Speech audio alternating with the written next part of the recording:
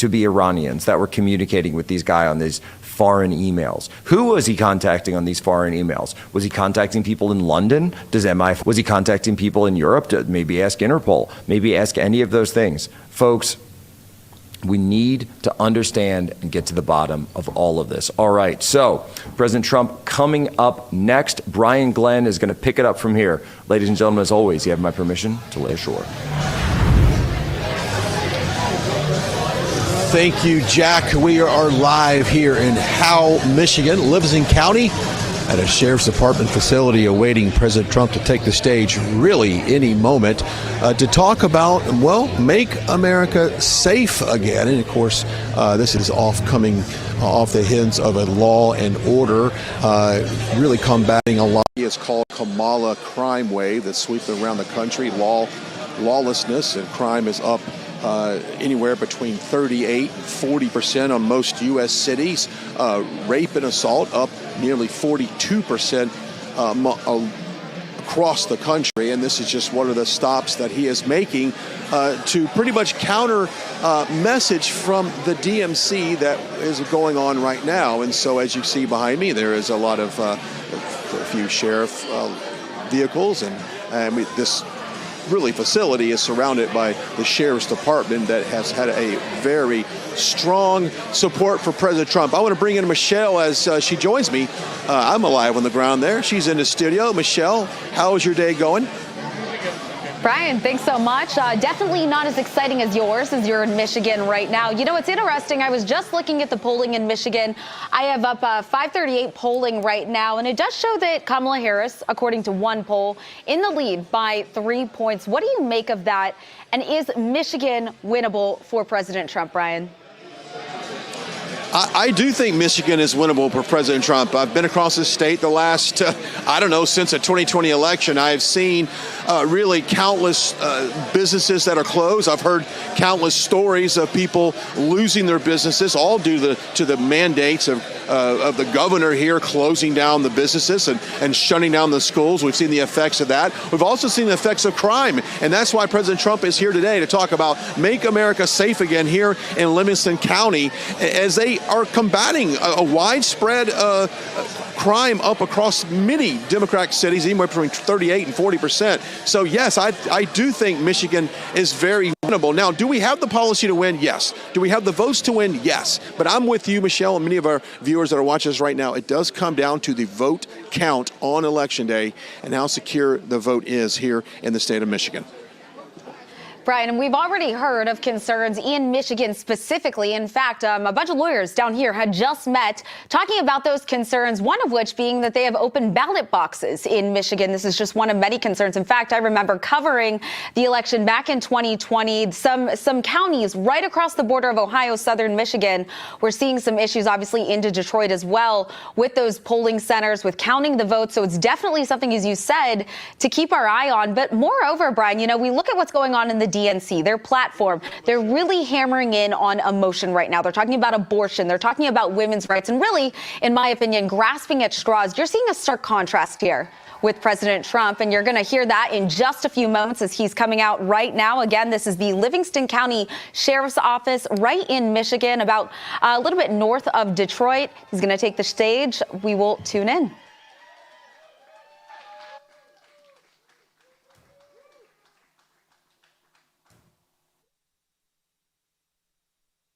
Nice place, by the way, and incredible people outside. You saw the crowds. It was just incredible.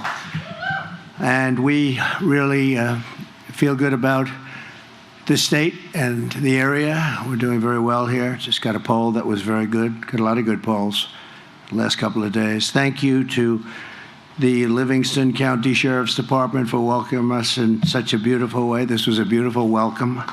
And these are great people. These are great people. And we have, in terms of law enforcement, just about every law enforcement group in the country has endorsed us, as you probably have heard. And there's a reason for that, because I believe in law enforcement. The other group doesn't. It's always an honor to be with our brave men and women in blue and in brown, frankly, and in various colors, because it's not always blue. But these are great people, and you just don't do better. They're brave.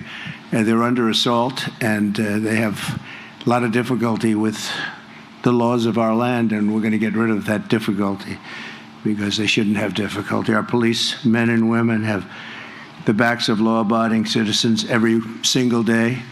They take care of what they have to do in some very adverse conditions, and when we go back to the White House, you're going to see support, the likes of which you haven't seen certainly in 4 years. We worked very closely with the police all over the country, as you know, gave them billions of dollars of excess military equipment that was in warehouses all over the country that the Obama administration refused to give. And it was just drawing dust, magnificent equipment, but it was just getting old, sitting in warehouses. And I hope you guys got some of it, right? Did you? Because I gave it, and it was billions and billions, and it was nothing going to happen with it except the government was paying lots of rents all over the country for big warehouses. And it was an honor to have done it, and it helped a lot of the departments very, very much. I want to thank Livingston County Sheriff Mike Murphy. Mike, thank you. Thank you. Where is he? Thank you, Mike. Thank you, Mike. What a great job. So respected. All of them. This group is highly respected. Mason County Sheriff Kim Cole. Kim, thank you. Van Buren County Sheriff Daniel Abbott. Thank you, Daniel. President of the Police Officers Association of Michigan, James Tiganelli. James? Picking the wrong side. Where he is? Where are you? Come on over here, James. Let's go. Get over here. Come on. Is he allowed to stand with you guys? I don't know. Stand up there, James. How are you? Thank you, James. Representatives John James and John Molinar. These are great warrior people. Wherever you are. Where's John James? There they are. Oh, look at you guys. You don't get the best location because you want your constituents to be treated so well, right? Huh? Thank you both very much. We appreciate it. Done a great job. Your next U.S. Senator, he's really working hard, and I just saw a poll that doing very well. Mike Rogers. Mike? Thank you, Mike. Congressional candidate Paul Young, who is polling beautifully, I think. Paul, good luck. Good luck, Paul. You're going to do it. And Michigan House Republican leader Matt Hall. Matt, thanks. Oh, thanks, Matt. Great. You look the role, Matt. Beautiful. Thank you very much, Matt. Hey, you're right. That'll be next. Right? Thank you very much. Michigan Senate Republican leader Eric Nesbitt. Eric. Thank you, Eric. Great. Nice seeing you again. Doing a good job. We're here today to talk about how we are going to stop the Kamala crime wave that is going on at levels that nobody's ever seen before. And she is, as you know, the most radical left person ever even thought of for a high office, certainly for the office of president. People don't know the real Kamala, but I do, and people that do what I do, they also know.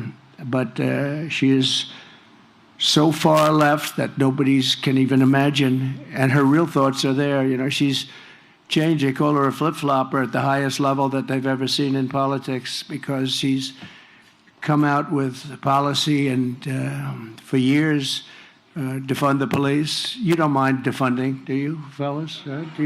Would you vote for a defunder? Would you vote? By the way, your people that you protect don't want defunders either. But she's been there until just recently, but she's always been for defunding the police. And the person that she's running with, Tim Walz, is equally far left. This is the most far left group. Nobody's ever seen anything like it. And the press is giving them a free pass, and you're not going to have, if it was up to them, you wouldn't even have the men behind me, people behind me, representatives behind me. You wouldn't have them. They wouldn't have a job. They think it's going to just police itself. Everything's going to take care of itself. Her father is, as you know, a Marxist professor. And he obviously did a good job. But this is where she's coming from. And, you see her now with a smile, and she's gotten rid of the laugh over the last couple of days. I don't know. I haven't seen her laugh.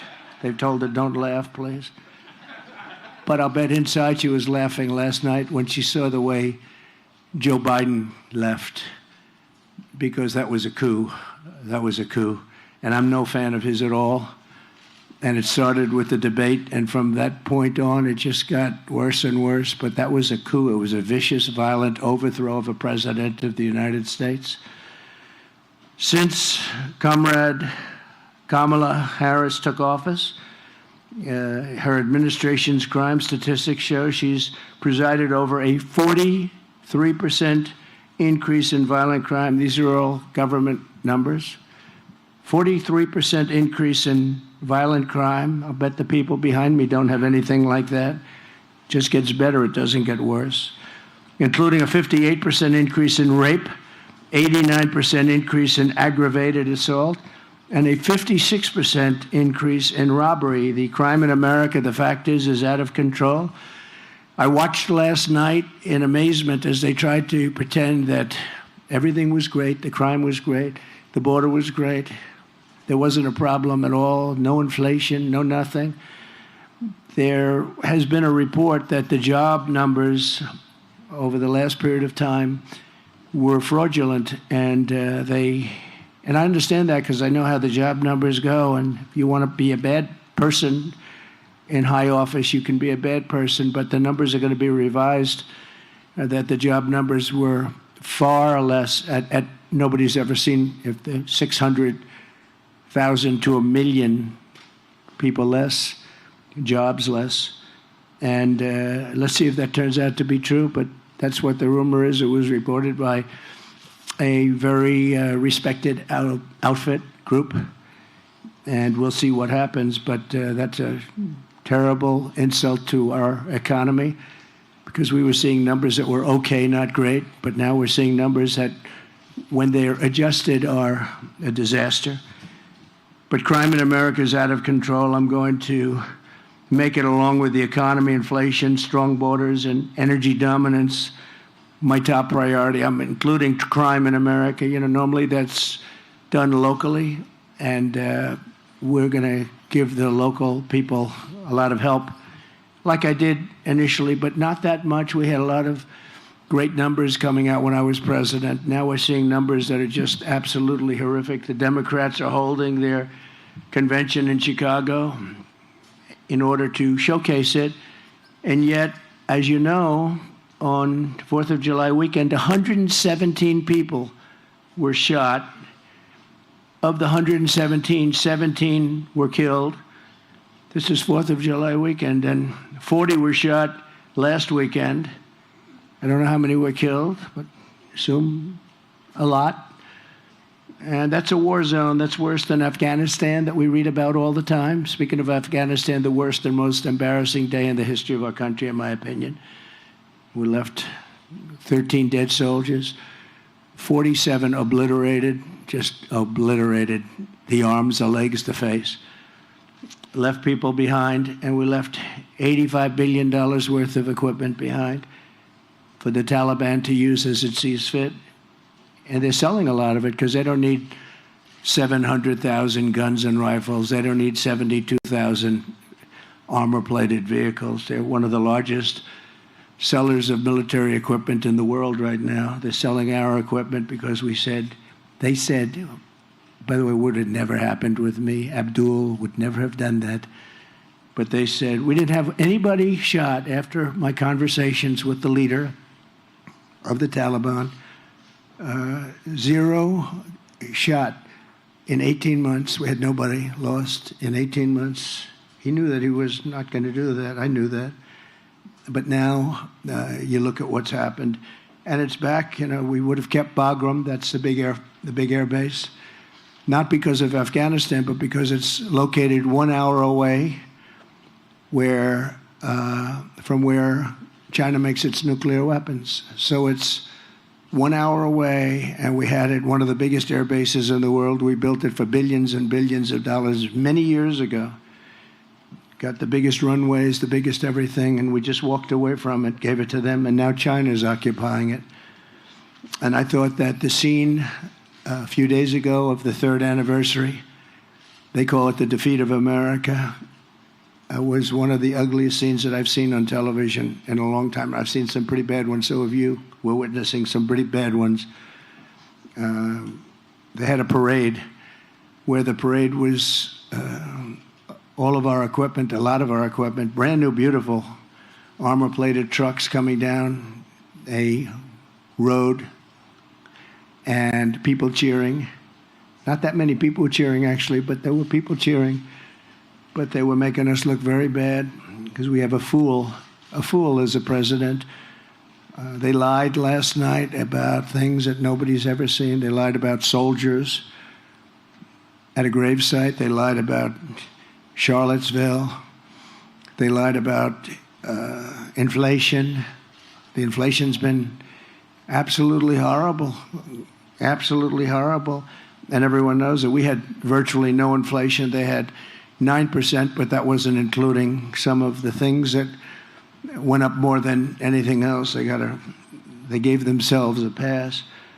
But mothers will no longer be losing their children because of weak liberal policies and politicians that have given up on securing a crime-free America. We want a crime-free America. We're going to stop violent crime in the United States.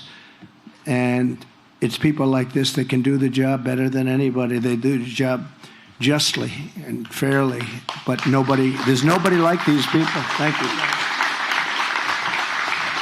Thank you, guys. There's nobody like them, so they can do it. They have to be given back their rights and their dignity. They have to be allowed to do their job.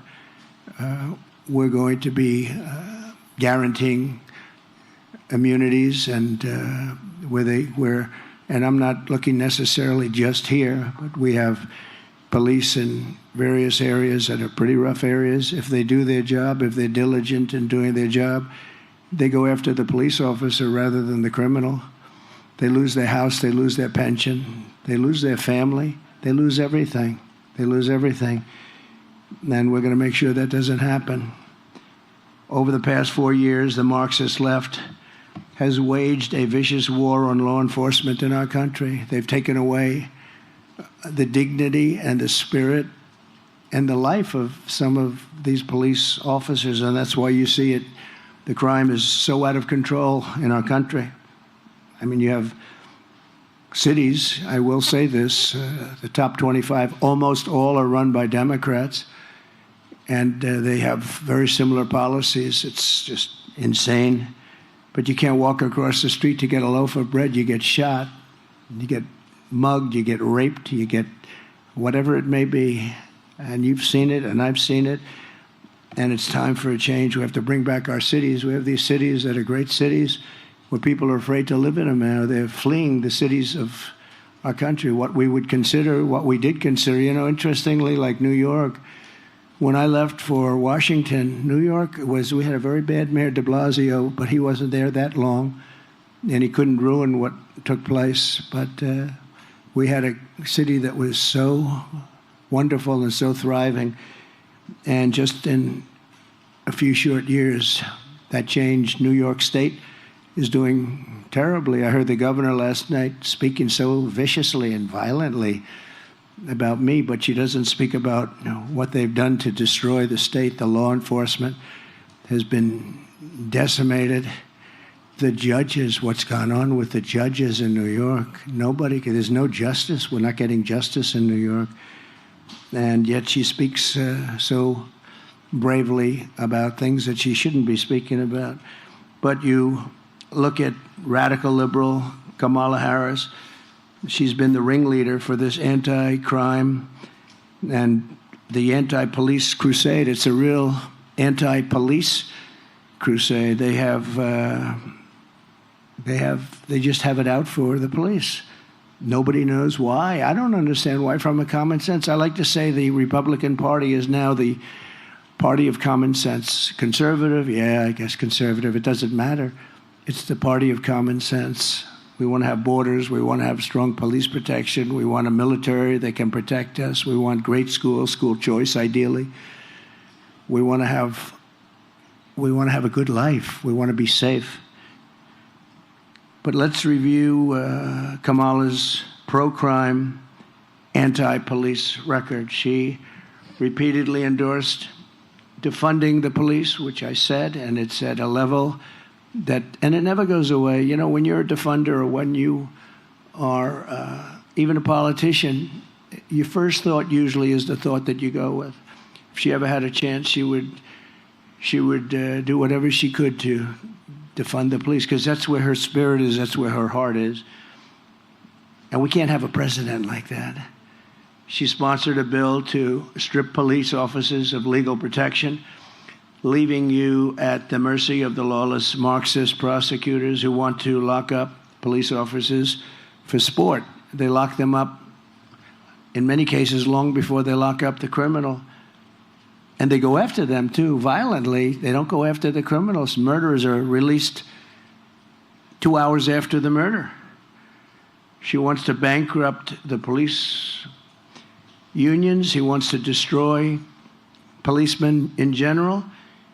And they ruin your lives, your jobs, and they ruin everything you've lived for, everything you've felt that you want to make great. You want to make our country great.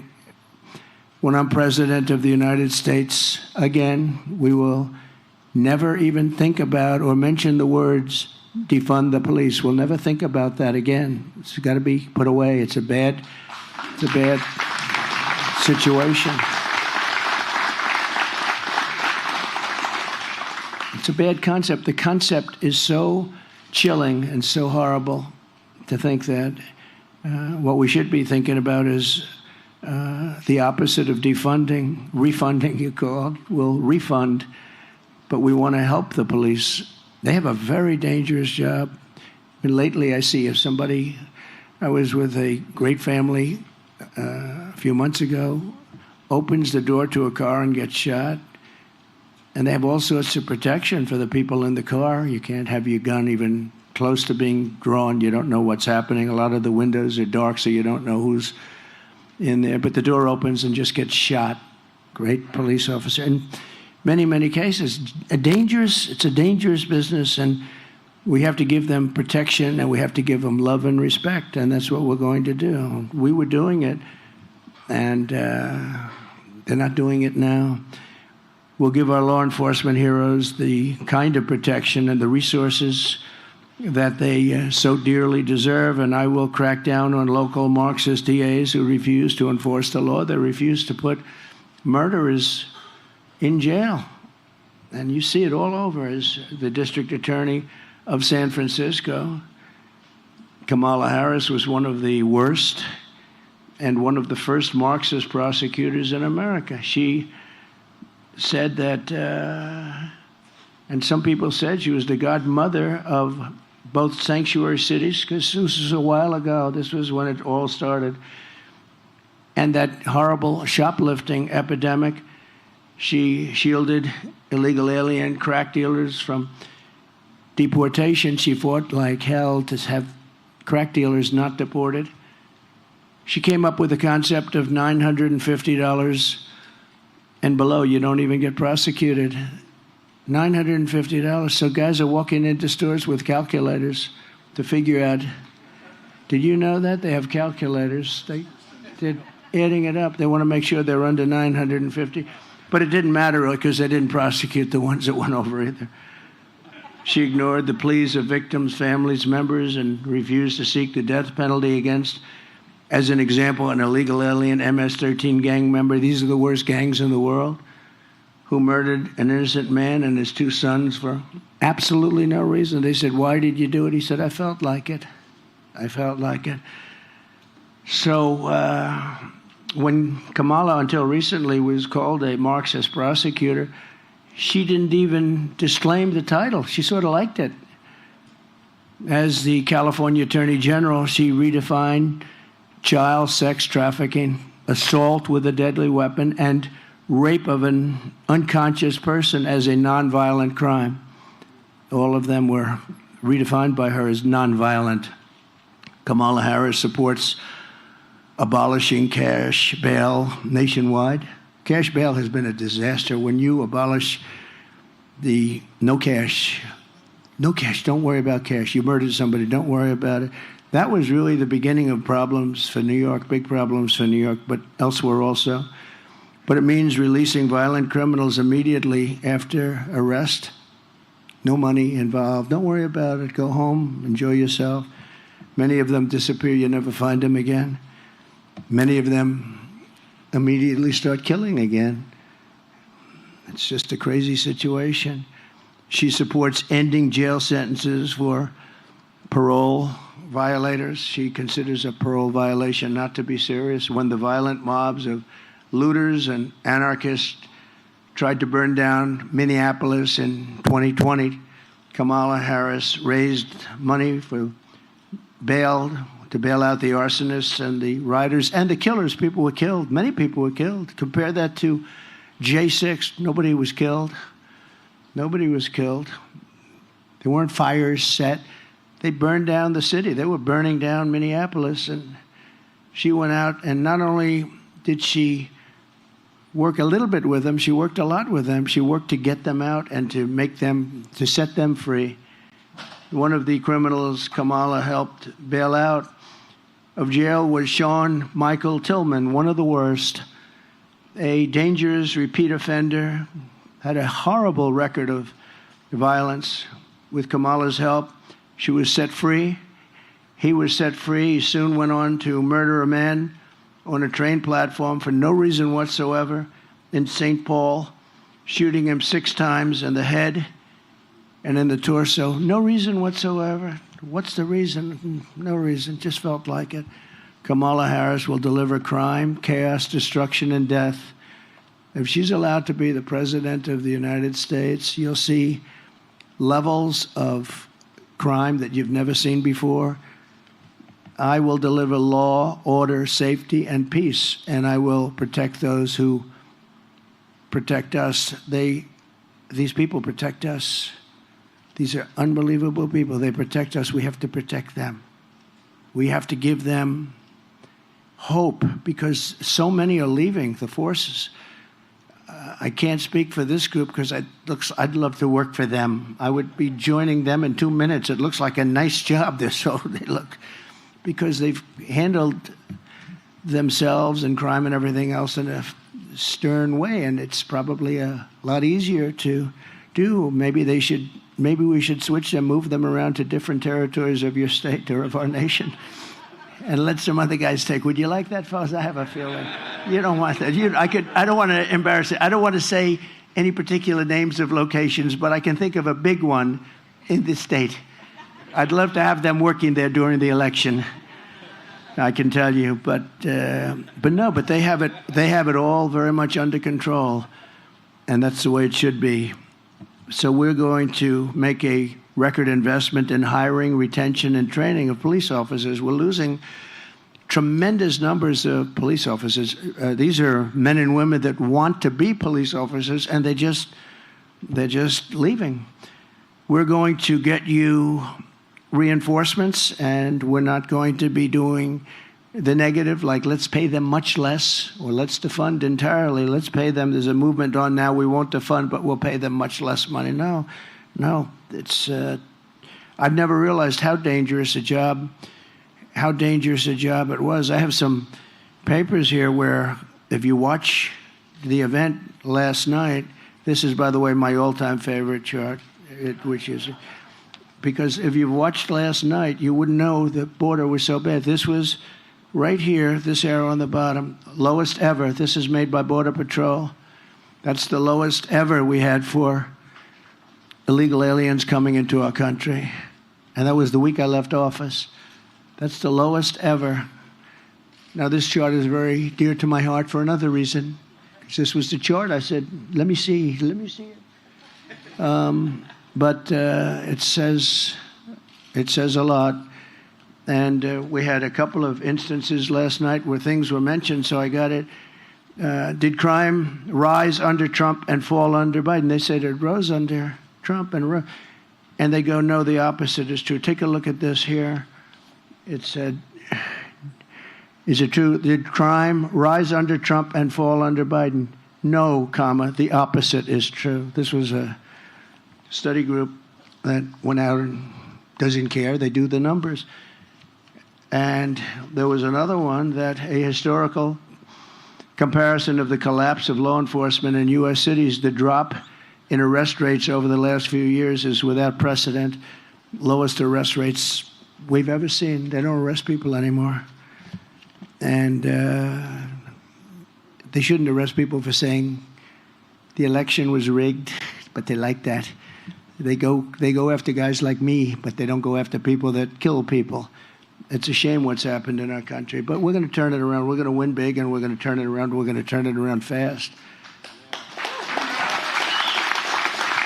Thank you. Thank you. We'll bust up and dismantle the gangs, savage criminal networks, and bloodthirsty cartels, and we will stop the fentanyl, and we'll make sure that Kamala Harris has, and all of the people that she's allowed to come across the border. Don't forget, she was the border czar, whether she wants to hear it or not. She still is. You're right. Thank you. In fact, she could do it right now. You know, they like to talk. It's all nonsense. That Donald Trump stopped a bill. I was opposed to it, so was everyone else. It was the weakest bill. Under that bill, millions of people would have been allowed to come in. This was a weak bill. But you didn't need a bill. I didn't have a bill. I said, close the border. And that's how we got to those numbers, the lowest ever recorded. I said, close the border. I didn't have a bill. I didn't need a bill. She doesn't need a bill. Biden doesn't know where he is. So where is he? Whatever happened to him? He got out. He got out. He's now sunbathing. He's in a beach someplace. But all he would have to do as president, or her, is say, close up the border. And it's closed. But they don't want to close the border because when they first took over, I had built hundreds of miles of wall, and I had 200 miles of wall in addition to what I said I was going to do, because certain areas needed it. As we closed areas, other areas became very, very strong in terms of people wanting to come through. So I bought 200 additional miles. It would have taken them about 3 weeks to erect it. We were all set to erect it. Then we had a terrible election take place, terrible election, and everybody here knows that. And I realized that they don't want to do it. And they actually sold that, and that was designed to the highest specifications of, when you look at the steel, it's concrete, 5,000-pound concrete inside, and then rebar. And it also has a lot of technology, wires and things in it for high technology. It was designed to the highest specs of the Border Patrol. I wanted actually concrete plank. I would have done a beautiful job with precast, like you have in parking garages, long span. It's called long span precast, but they had to be able to see through. I understand that. They needed certain things that you can't do with concrete plank. So we did that, and very expensive to do because you needed all sorts. In other words, they wanted the steel, they wanted the concrete. It's all different methods of, very hard to cut it, very hard to do it when you have different substances, and then very powerful rebar inside. And what happened is, as soon as they came in, they sold it for 5 cents on the dollar. They sold this stuff for somebody made a lot of money because that steel is very valuable, but they sold all of that, hundreds of miles of stuff. You saw it stacked up for a long period of time, where they stacked it up in an area because Texas wanted to use it and finish the job. We built hundreds of miles, but Texas wanted it. They would have paid for it. They didn't. They refused to sell it to Texas. They refused to sell it to Arizona, and they refused to sell it to anybody. They sold it to the junkyards, I guess, and 5 cents on the dollar. On day one, I will seal the border. I will stop the invasion. We had the border sealed. I had Mexico. I had thousands of soldiers from Mexico, free of charge. I said to the president, you must give us soldiers because they're coming through. The caravans are coming through your country. No, I cannot do that. I said, yes, you'll do that. If you don't do that, I'm going to put tariffs on your cars. And he said, I will do that, sir. And he did it. He did it very quickly. And it really, that you guys heard all about it, made a great difference. We had thousands of Mexican soldiers guarding our border. I said, look, they're coming through your country. You have to guard your southern border, which is their border on the other side. And all of a sudden they started, and we had Remain in Mexico. It's called a Remain in Mexico policy, which we never had. And they stayed in Tijuana, different places, hundreds of thousands of people. They didn't come into our country until they were checked. And then if they were good, we let them in. If they weren't, we wouldn't let them in. And we worked well with Mexico, actually. But now Mexico has really taken advantage of our country. They want billions of dollars just to talk. They wouldn't say that with me. They wanted, I think, $2 billion to talk, right? We will talk. We want $2 billion before we even start. That wouldn't happen with me. I would say, oh, really? Is that right? That's the end of trade with Mexico. And they would say, sir, we will give you $2 billion. How about that? So I'll send Kamala's illegal aliens back home where they belong. We have a problem because when I came in, they wouldn't accept MS-13 gang members. I told the generals we're going to get the gang members out. ICE and Border Patrol, the job these people do, but ICE would go into the country, get the MS-13 gang members out, the meanest, the most vicious. They kill people with knives. They killed 2 young students walking to school, 2 beautiful young 16-year-old girls walking to school. They killed them up and chopped them up into pieces with knives, dead. And ICE goes in and they go into those packs of rough people. And ICE is rougher than they are. These are incredible, brave patriots. A lot of people wouldn't want that job. You see fists and feet, you see everything flying, and then 2 minutes later they stand up and they grab them and they throw them into what they used to call a paddy wagon. They put them into planes, they take them out. The countries wouldn't take them back under President Obama. And I said, really, they're not going to take them back? Well, if they're not going to take them back, I'm going to stop paying them. I said, how much money do we pay these countries? El Salvador, Honduras, Guatemala, and others. I said, how much money do we pay? $750 million. I said, good, inform them we're not paying them anymore. And the following morning, I got calls from all of these countries. Sir, there must be a misunderstanding. We would love to take them back. We would love to have MS-13. We would love to have MS-13 back in our country. It would be a great honor to have them back. And, you know, before we get too far, and we're almost finished, but before we get too far, I want to tell you that we have criminals from all over the world pouring into our country right now. Your job will never be obsolete, you know. It will never be obsolete, unfortunately. It would be nice if we could have peace, but we're not going to have peace. And this is something we're going to have to live with for a long time. She has allowed millions of people, open border, to flow into our country totally unchecked, totally unvetted. And they come from jails and prisons, slightly different. They come from mental institutions all over the world. This isn't just in South America. People think it's South America. It's from Africa, Asia, the Middle East.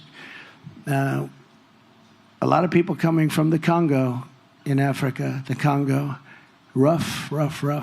And they're prisoners. They're prisoners. And we say, where do you come from? Africa. Where in Africa? Prison. What did you do? We don't want to say. They turn out to be murderers. These are rough people, and we're allowing them into our country from all over the world. From South America, yes, but from all over the world. They come from insane asylums, and many are terrorists. So we have prisoners, mental patients, mental institution patients, terrorists pouring into our country, totally unchecked, unvetted. We have some of the worst terrorists in the world. We know where they are approximately, but we don't know too much. But we know they're the worst. We have the worst terrorists in the world pouring into our country. And she's the president and wants to be the president of the United States. She's vice president. She could do it. She's in charge of the border. She could have closed up the border. She should have closed it up. They could have told Mexico, if you don't do it, we're not going to do something. We're not going to have trade. We're not going to deal with you. We're not going to let you sell your cars into the United States at these ridiculous prices. They took 32% of our car industry over many years. They took it out of Detroit. They took it out of different places, but they took it, and they took it big from this state, from South Carolina, from a lot of different places. They took 32%, and I think now the number is bigger. You know, I don't know if you know that they're building some of the biggest car plants in the world right now in Mexico. Wouldn't have happened with me. Right now in Mexico. And China's the one building them, and they think they're going to make these cars and then release them into the United States without tax. It's not going to happen. We'll put 100% to a 200% tariff. We're not going to let it happen because all of our jobs from your state will be gone. And I watched this union head. He's an incompetent guy. He's approving for what he did, for what he's allowed. Every job, every auto worker here will be out of a job within 3 years if I'm not elected. Every auto worker in the state, they're all going to be made in China. They're going to an all-electric policy. Well, we have more liquid gold under our feet than any country in the world, but we don't have for what you need for an electric car. But China does, and its territories do, and we're not going to let it happen. But they're building some of the biggest plants, and I have a friend who builds plants. He said some of the biggest in the world, I think he's doing them, are being built in Mexico. And they're going to sell cars, produce them and sell them in this country with no tax. It's not going to happen. And I told him, I said, you better hope I don't win. Always dangerous to say these things. Maybe that's why I get shot at and other people don't. Right, John James? That's probably why I get shot at. Other people, they'll protect other people because they can't believe they got so lucky. But I have to do what I have to do. I have to do the right thing. The border czar, Kamala Harris, has allowed hordes of illegal alien criminals to literally stampede into our country. We're going to end that on day one. We're going to close our border. We're going to get all of the bad ones out. And we're going to get them out fast. In Shelby Township, Michigan, earlier this year, a 32-year-old, previously deported illegal alien monster, was arrested for repeatedly sexually assaulting a young girl under the age of 13. Local law enforcement described the crimes as absolutely horrific and says he had many other victims, including death is involved. Death. Young girls. In St. Joseph County, Michigan, an illegal alien was recently charged with breaking into a home and sexually assaulting two very little girls, very badly assaulting. In Mississippi, just days ago, an illegal alien child predator was charged with raping a 10-year-old boy, and there were other cases where they were raping 10-year-old boys and girls, and in many cases they were dead, they were killed. Last week in Coney Island, 2 Kamala migrants were arrested for the rape of a 46-year-old woman who's loved by so many people, throwing her to the ground and raping her over and over again, and then working her over with a knife to her throat. One of them had previously been arrested for raping another woman, but he was shielded from deportation by the New York City sanctuary laws, which Kamala strongly supports. She wants it very much. The woman said, he didn't want to rape me. He wanted to kill me. She thought she was dead. She survived, but she thought she was dead. She said, he didn't want to rape me. He wanted to kill me. This is what we're allowing into our country. These are, and then you hear, oh, no, the people coming in, they're much less violent than the people. Hey, that's not right. They're much more violent. And that, they make a hat. Sheriff, they make a hat. And I don't want to brag, but it says Trump was right about everything. And if you look, whether it's the border, this, I've been right about everything, unfortunately. I wish I wasn't. So when I return to the White House, we will stop the plunder, rape, slaughter, and destruction of our American suburbs, our cities and towns. And I think that women living in the suburbs, I keep hearing about the suburban woman doesn't like Trump. Well, I think it's a fake poll, because why would they like me? I keep the suburbs safe. I stopped low-income towers from rising right alongside of their house, and I'm keeping the illegal aliens away from the suburbs. I think that they like me a lot. I think it's a lot of fake polls. We've seen a lot of fake polls over the years. I was not supposed to win anything, and we won the big one. We won it and did a lot better the second time than I did the first. But women want to have safety. They want to have a strong military. They want to have a strong police force. They want to be in their house and they want to be safe. They don't want to have people pouring into their doors and you can't do anything about it, right? So I think that's the number one thing. I hope they like my personality. I have a nice personality. But to me, it wouldn't be very important, the personality. They want to be safe. They want people like this happy, and they want people like this taken care of properly, because those are the people that keep them safe. So we'll shut down all deadly sanctuary cities throughout the country, because all they do is they shield criminals. I mean, they basically shield criminals from prosecution. I will shift massive portions of federal law enforcement to immigration enforcement. We're going to put a lot of immigration enforcement. We're going to close down the border day one. And we are going to, just so you understand, I am not a radical at all. I'm just a common sense person that was successful in what I did because of the same thing.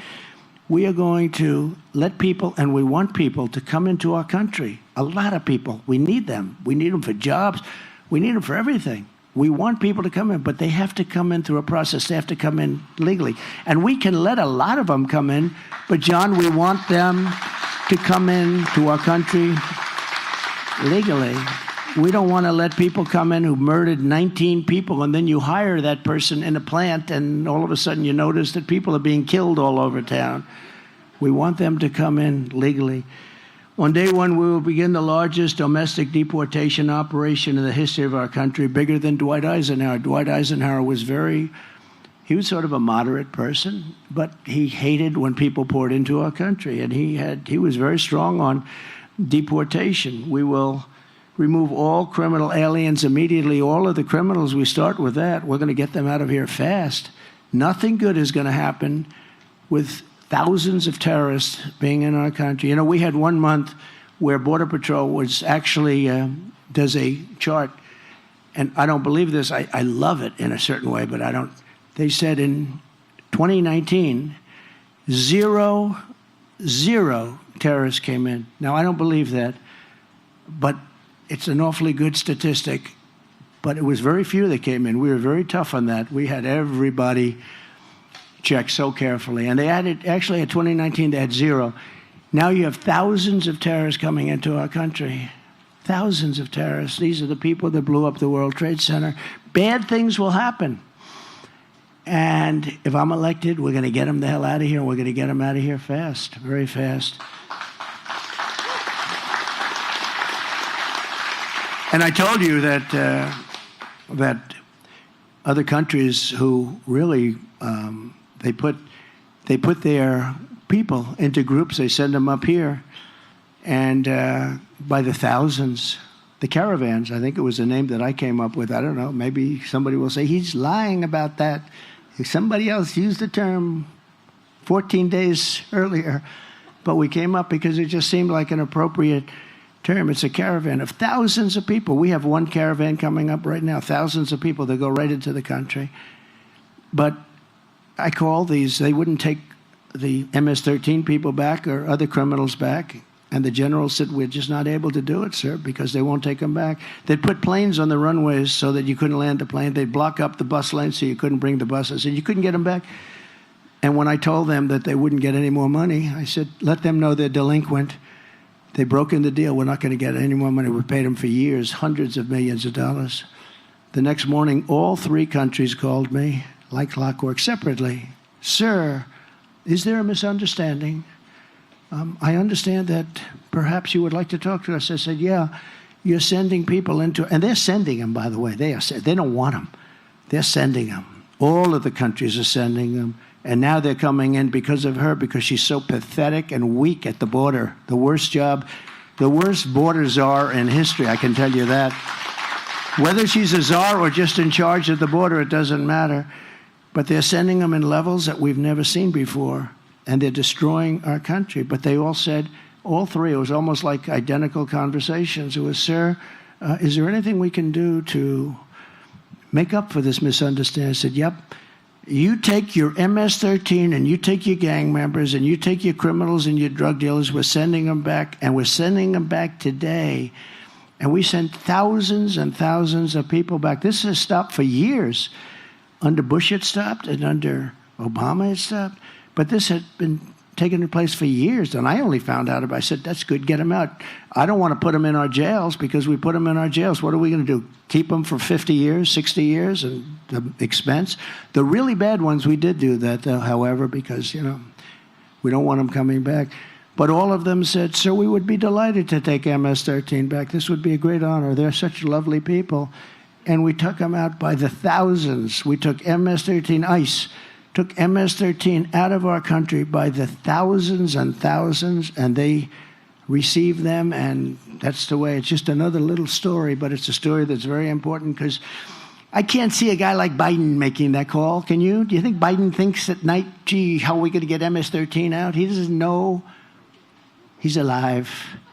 He didn't know he's alive. And this one is just a Marxist. I mean, she's a Marxist communist person, and we're not ready for a communist president, okay? We're not ready for it. We're going to destroy our country. Under my leadership, no community will be surrendered to violent criminals. No citizen will be abandoned to migrant crime. We have a new form of crime. It's called migrant crime, and it's probably more vicious than the crime that we already have, which is pretty vicious. These people are vicious, and please don't let anyone convince you that our criminals and we have more crime. They are sending massive number of criminals. And you've heard me say this before, Venezuela crime is down 72%. 72. Because they've taken their criminals out of Caracas. They've taken their criminals out of all of their cities, all of their areas, all of the country, and they're sending them to us. And I'm amazed that they're not doing it quicker, to be honest with you. It's happening fast. They're also emptying out the jails. And this is true all over the world. They're emptying out their prisons, and they're taking their criminals from off the streets. They're taking their drug dealers, and their crime rates are down at levels that nobody's ever seen before. And everyone says, oh, so-and-so's doing a great job running such and such a country. No, they're not. They're just very intelligent. I would do it if I were them. I would do it much faster. I can't believe they still have some left. But their jails are getting to be very empty. And what they're doing is they're literally dropping them in. They're busing them in, and they're bringing them in. And they're saying, don't ever come back. If you come back, you get the death penalty. Or if you come back, you get killed. Don't ever come back. And you see the crime statistics are unbelievable. If you look at the jails are...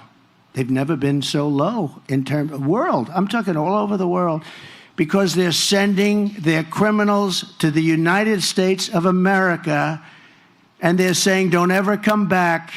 And their jails are being emptied, and their criminals are being taken off the streets, and their crime rates are plummeting. But that's what we want for our country. So we're sending those people back, and these are the people that can do it. So we're going to have a reformed Department of Justice. We'll once again be a friend and partner to our great local police and police officers general. And we'll be working with victims of crime very closely, but we'll not be working with the criminals that commit the crime. We're going to change it around. Right now, the criminal has a lot more respect within our Department of Justice than the victims. We're going to be working with the victims. We're going to get the gangsters, the drug dealers, the dangerous offenders behind bars, and we're going to get them ideally out of our country, ideally, except in extreme cases. We have some extreme cases where they've murdered many people, and in that case, we want to make sure they're away. But the amount of crime that we have is unbelievable, and the lack of crime that these other places, it just makes so much sense, doesn't it? That's all common sense, too. They're taking their criminals and they're bringing them to the United States, and they look so great. And cities like Caracas, which was a very dangerous place to be, these are cities that have opened up. They have new life, but our country is suffering. And you know, they just got here over the last 2 years, mostly over the last couple of years during this administration, during our great border czar, who wants to be our president. They'll be laughing. Watch, President Xi will be laughing. Putin will be laughing. They'll all be laughing. By the way, the war with Russia would have never started with Ukraine, would have never started if I was president. October 7th would have never happened. Iran was broke. They had no money for Hamas. They had no money for Hezbollah. This is a very dangerous time that we're in. It's dangerous in terms of crime and all, but it's very dangerous in terms of a possible World War III We're very close to World War III, and people don't realize it. We're closer than we've ever been, I think, ever since World War II, but this would be the war of wars because of weaponry. This isn't, as I say, two army tanks going back and forth shooting at each other. The level of power, the level of weaponry that there is in the world today is so bad, is so dangerous, is so bad. And you need the right person to be president. You know, we had no war when I was president, except that I totally defeated 100% of the ISIS caliphate. Everyone said it would take 5 years. It took me like about 4 weeks. Because we have a great military. We have great generals, not the ones you see on television, not the ones that did the Afghanistan botchery, but we have great military people. I know them. And they're never going woke. You know, you keep hearing our military is going woke. The top people would like to see it, but it's never going to. These are not people, just like these people will never be. Do you promise you'll never be woke? I don't see a lot of wokeness. There's not a lot of wokeness, but I don't think so. But we're going to stand up for law-abiding citizens of America. We're going to be really, I think, an inspiration to the world. But we have to start by remedying a situation that was caused by somebody that right now is running for president of the United States. She would be a disaster as president. I love our country. I didn't need this. I didn't have to do this. I didn't need to get indicted by any time I fly over a state. They indict you. I got indicted more than the great Alphonse Capone, right? For nothing. My father's looking down. My mother's looking down. He was such a good boy. I don't know what happened. But I didn't need this. I had a beautiful life. But to me, I wouldn't change it for the world, because we're going to take this country, we're going to make it safe again, and we're going to make America great again. And I want to thank everybody for being here, and God bless you all. Thank you. Thank you very much.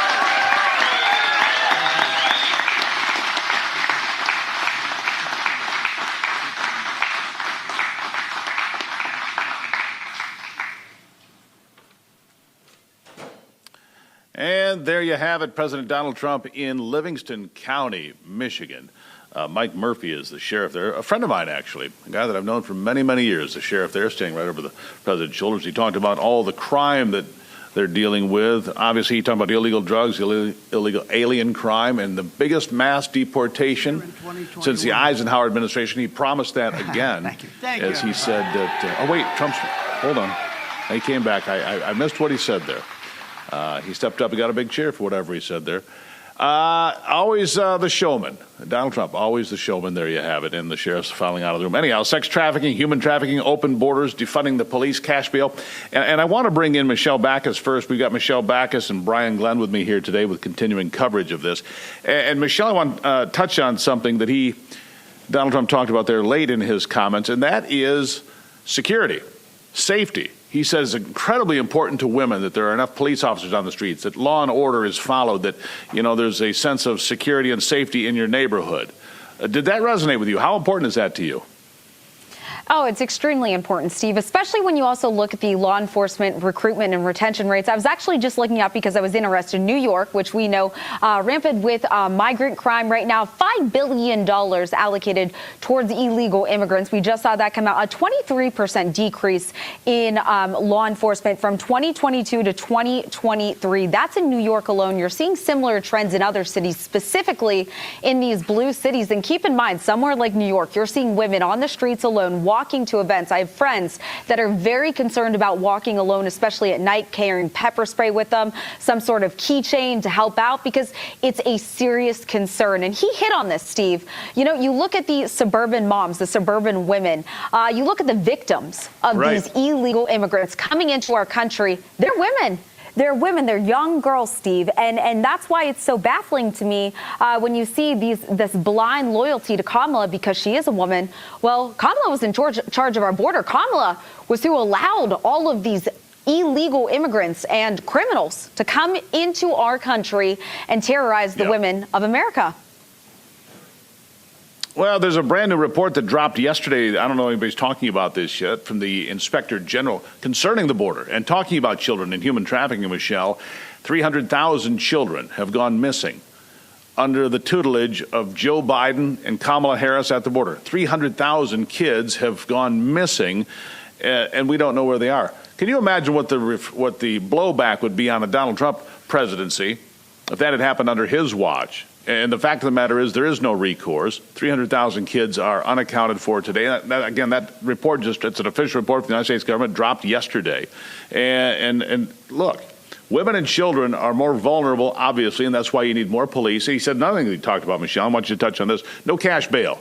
Look, if you commit a crime, you got to post bail. You have to be assured that you're going to show up in court to face those charges. Whether you're guilty or innocent, you have to show up and face those charges. You know, having no cash bail and just turning it into a revolving door doesn't work for anybody, does it? No, and that's why we need to be stopping these soft on crime policies we're seeing, especially with these liberal DAs and especially in these liberal cities, Steve, because if you just give these criminals a slap on the wrist, it's a rotating door. They're going to continue to do the same thing, especially if they know that they're not going to get in trouble. I think it's a huge concern. You know, he had also mentioned some of those statistics, 43% increase in violent crime under the Kamala administration. I'm really appreciating the rhetoric that it shifted towards Kamala and not Biden, because we have to remember, and this is something that KJP, all of them really nailed in. Kamala is in the room with Biden for a lot of these disastrous decisions that destroyed our country. And I'm glad that we're continuing to group them together. He also had mentioned, Steve, 58% increase in rape, 89% increase in aggravated assault, 56% increase in robbery. This is under the Kamala administration. There are some things to keep in mind, especially as we're starting to see this recruitment and retention issue with law enforcement. Sure. Now, you look at Donald Trump. He's doing alternative programming all this week. He was in Pennsylvania yesterday, Michigan today. And there's only one guy that travels as far and as fast as Donald Trump, and that is our own Brian Glenn, who is on the road following the president from stop to stop and keeping up with everything. Exactly. Is Brian Glenn with us? Yes. Hey, Steve, I'm here. Brian, you're keeping up with him. Big messages, important messages, the economy, law and order, resonating with people out there. And, man, I saw the crowds in Howell, Michigan today as he came through in the motorcade. People turn out for Trump when Kamala Harris passes through, and people really turn out when Donald Trump passes through. But it's all Trump supporters. They line the streets. Huge reception, even though it was not a public event. Huge reception, a lot of excitement that he's in town, isn't there?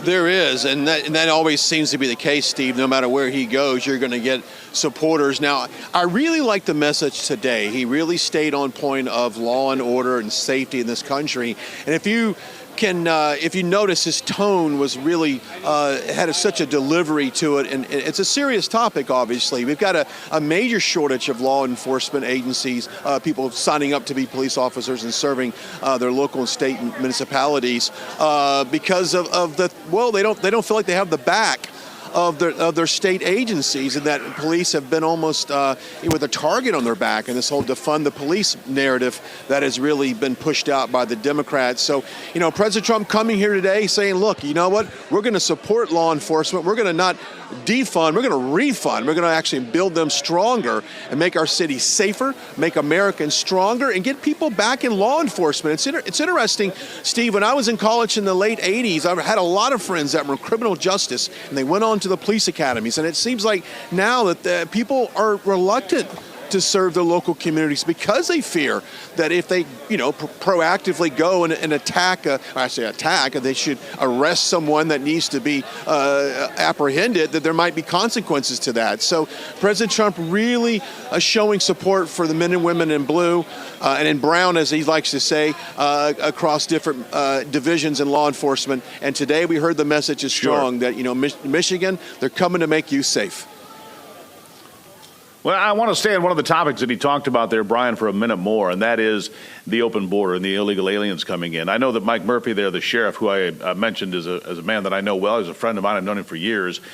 He had a recent assault, a sexual assault, on two underage people there in Livingston County. And so when you talk about these events, it doesn't have to be on NBC or CBS or ABC. It doesn't have to be in the Washington Post, the New York Times. People in that community know what happened. They know that an illegal alien came through under the watch of Kamala Harris as the border czar, committed a heinous crime against minors, sexual crimes against minors in Livingston County.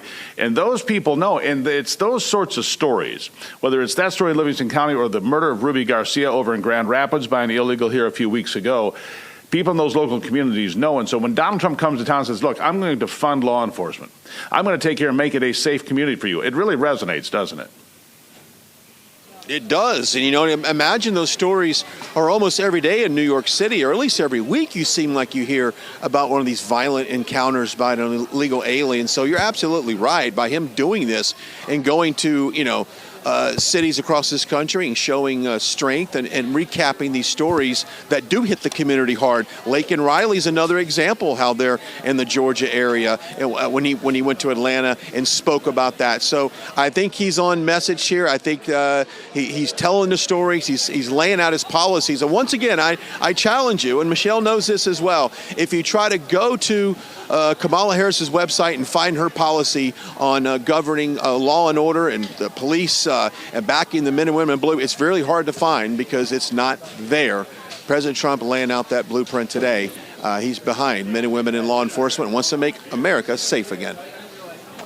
Brian, actually just there you checked. go, and here he is. Go ahead. We still don't have a policy. I just said we just checked. We still do not have a policy outline up on her website. So it's another day of no policy whatsoever. Gotcha. Well, and Michelle, I want to jump in on that too, because here's the thing about that. It's quite clear.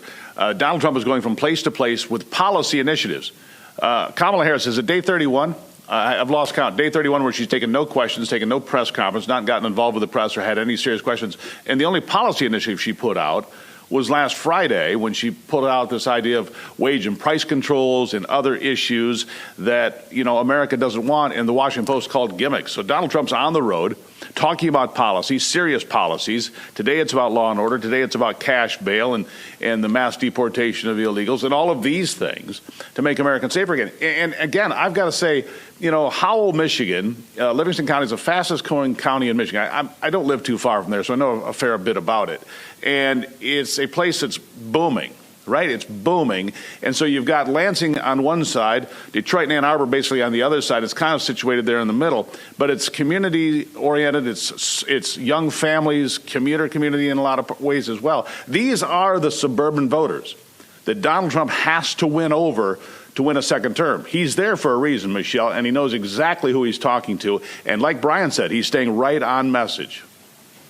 Well, Steve, since you are the Michigan connoisseur, I do want to ask you, I was looking at some recent polling. Kamala up 3 points according to one poll, 538. Could Trump win Michigan? I mean, right now we're seeing light blue. There's a chance, right? What are you thinking?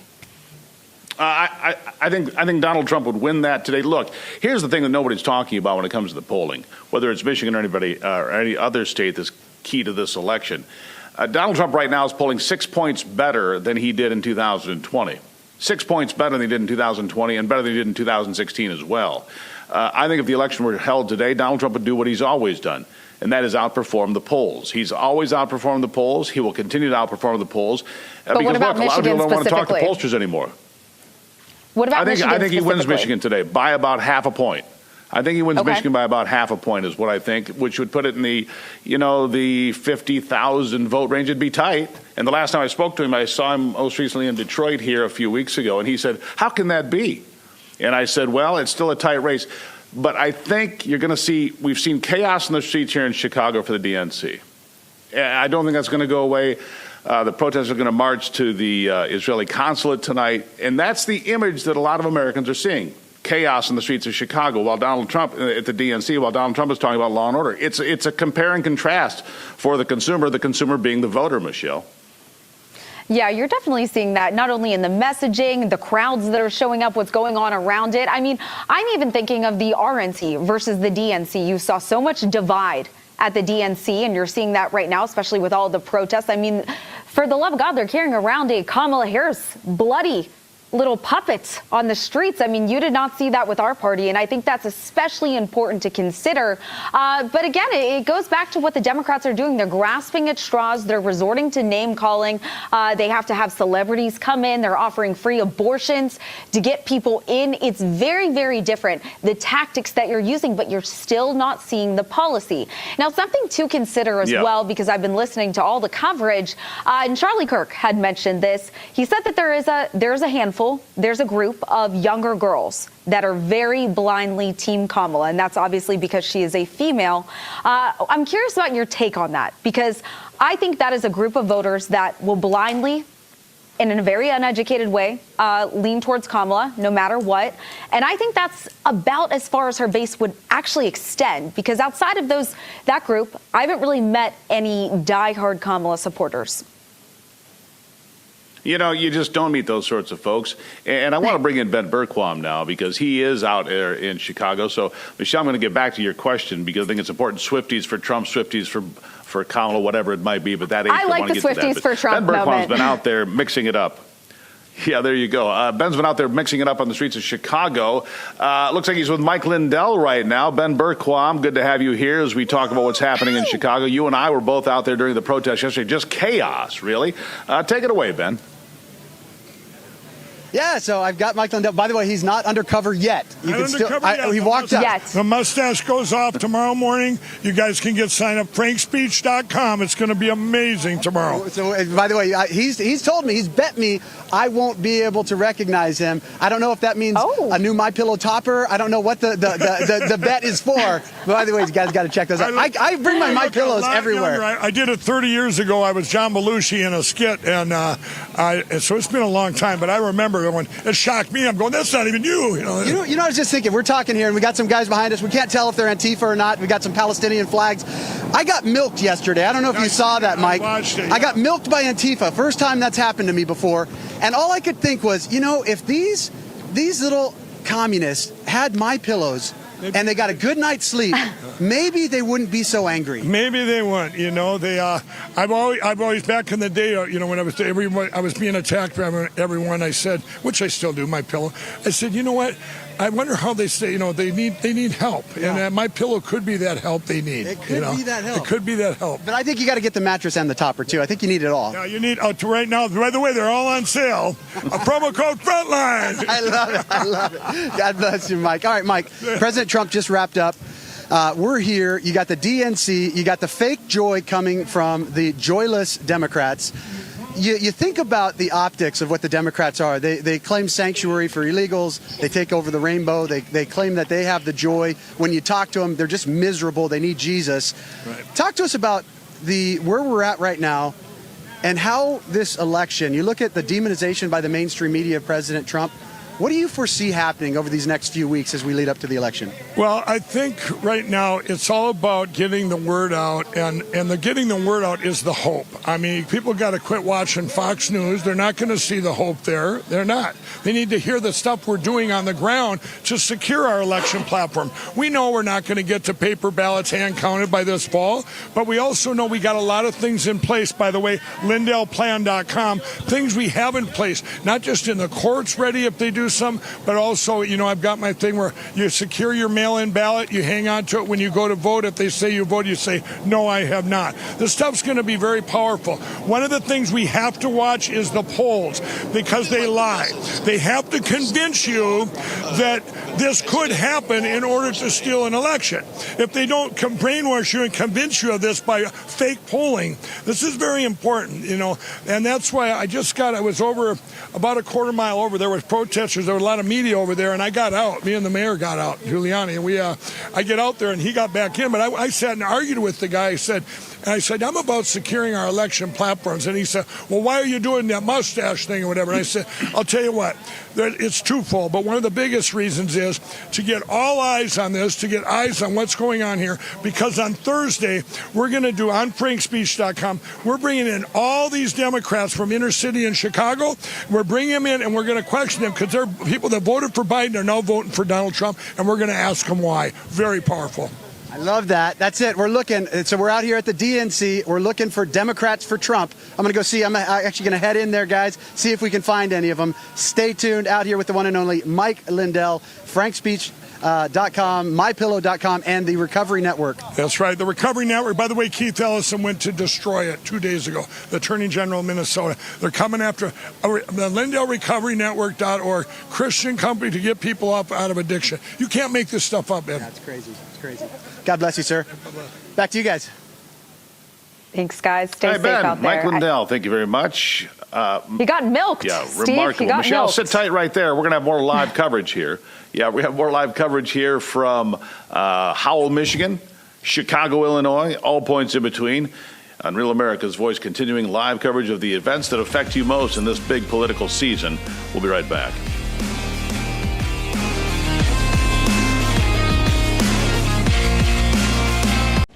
Ooh, fun. Yikes. The leaky refrigerator coil card. Is that bad? Oh, death! Death? Of an AC fan motor.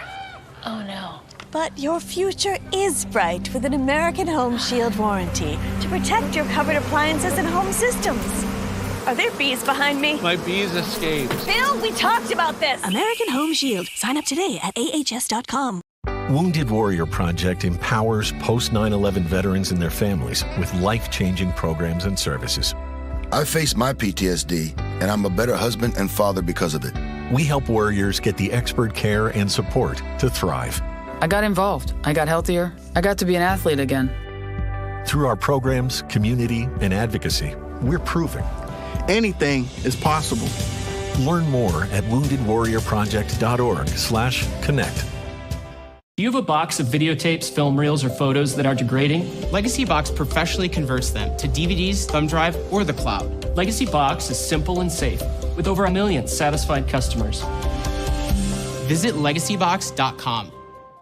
Are you over 50? Would you like to get up to 33% more income in retirement? Call now and get this free book, Annuity Do's and Don'ts for Baby Boomers, from a leading financial firm on maximizing your income in retirement. And if you call right now, as a bonus, we'll throw in a free annuity rate report. Don't miss out on this opportunity because supplies are limited. Both books are yours free, just for calling Annuity General today. Call 800-899-6246. Kevin paid off over $12,000 in credit card debt with the help of Consolidated Credit. They cut his interest rates and lowered his payments so he could pay off his debt fast. Call 800-596-8062 for a free consultation.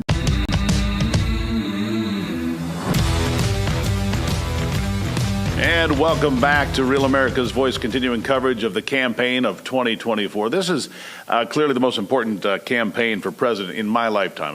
They say that every time, but I can guarantee you it is. There's never been a more clear divide between the campaigns. That's why we are here. I am, along with Ben Bergquam and others at the DNC in Chicago, and why we have Brian Glenn on the road with Donald Trump and Michelle Backus in West Palm, keeping an eye on all of it and kind of keeping up on her notes and making sure that she could weigh in on all of this. Now, this program brought to you in part today by the Trump Tumbler. Save America again with this limited release Trump collectible tumbler. Collectible stainless steel tumblers are just $10 today.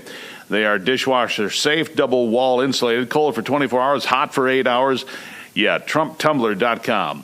Handing out limited edition stainless steel collectible tumblers this week during the DNC. Check out these incredible tumblers that have the Save America Again slogan laser etched permanent engraving. Add this Trump tumbler to your collection. Save America Again with this collectible piece. We're spreading Trump's reach and support through this limited time promotion.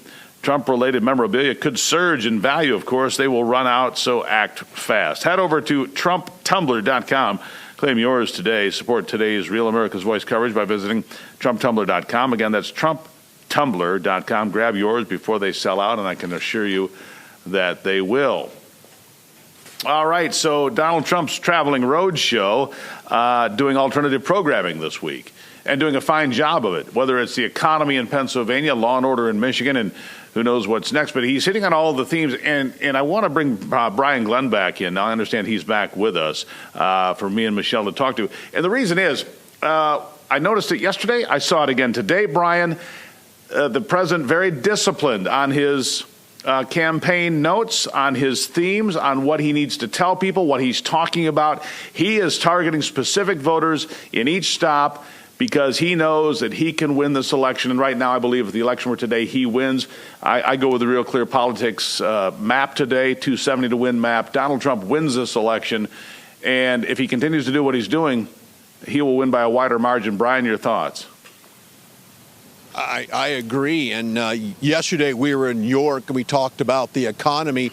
Today we're in Michigan and we're talking about law and order and safety and how to make America safe again, and basically laying out his policies to not only bring kind of law enforcement back. And he touched upon this briefly, and I wanted to ask him a question on this. He talked about, the recruitment for law enforcement officers here in this state. It says they're unprecedentedly low. There's huge demand for people to sign up to be a law enforcement agent of any kind in this state. And so I wanted to ask him, how does he go about doing that? And I think one of the biggest things is just simply showing support for the men and women in law enforcement. And of course, he went over some of the stats, Steve. We had rape up 38%, assault up 42%, and then really across the board, we have so much crime that has gone on the last 3.5 years, not only here in Michigan, but across this country. And many of the top 25 cities in this country are Democrat-run cities. And so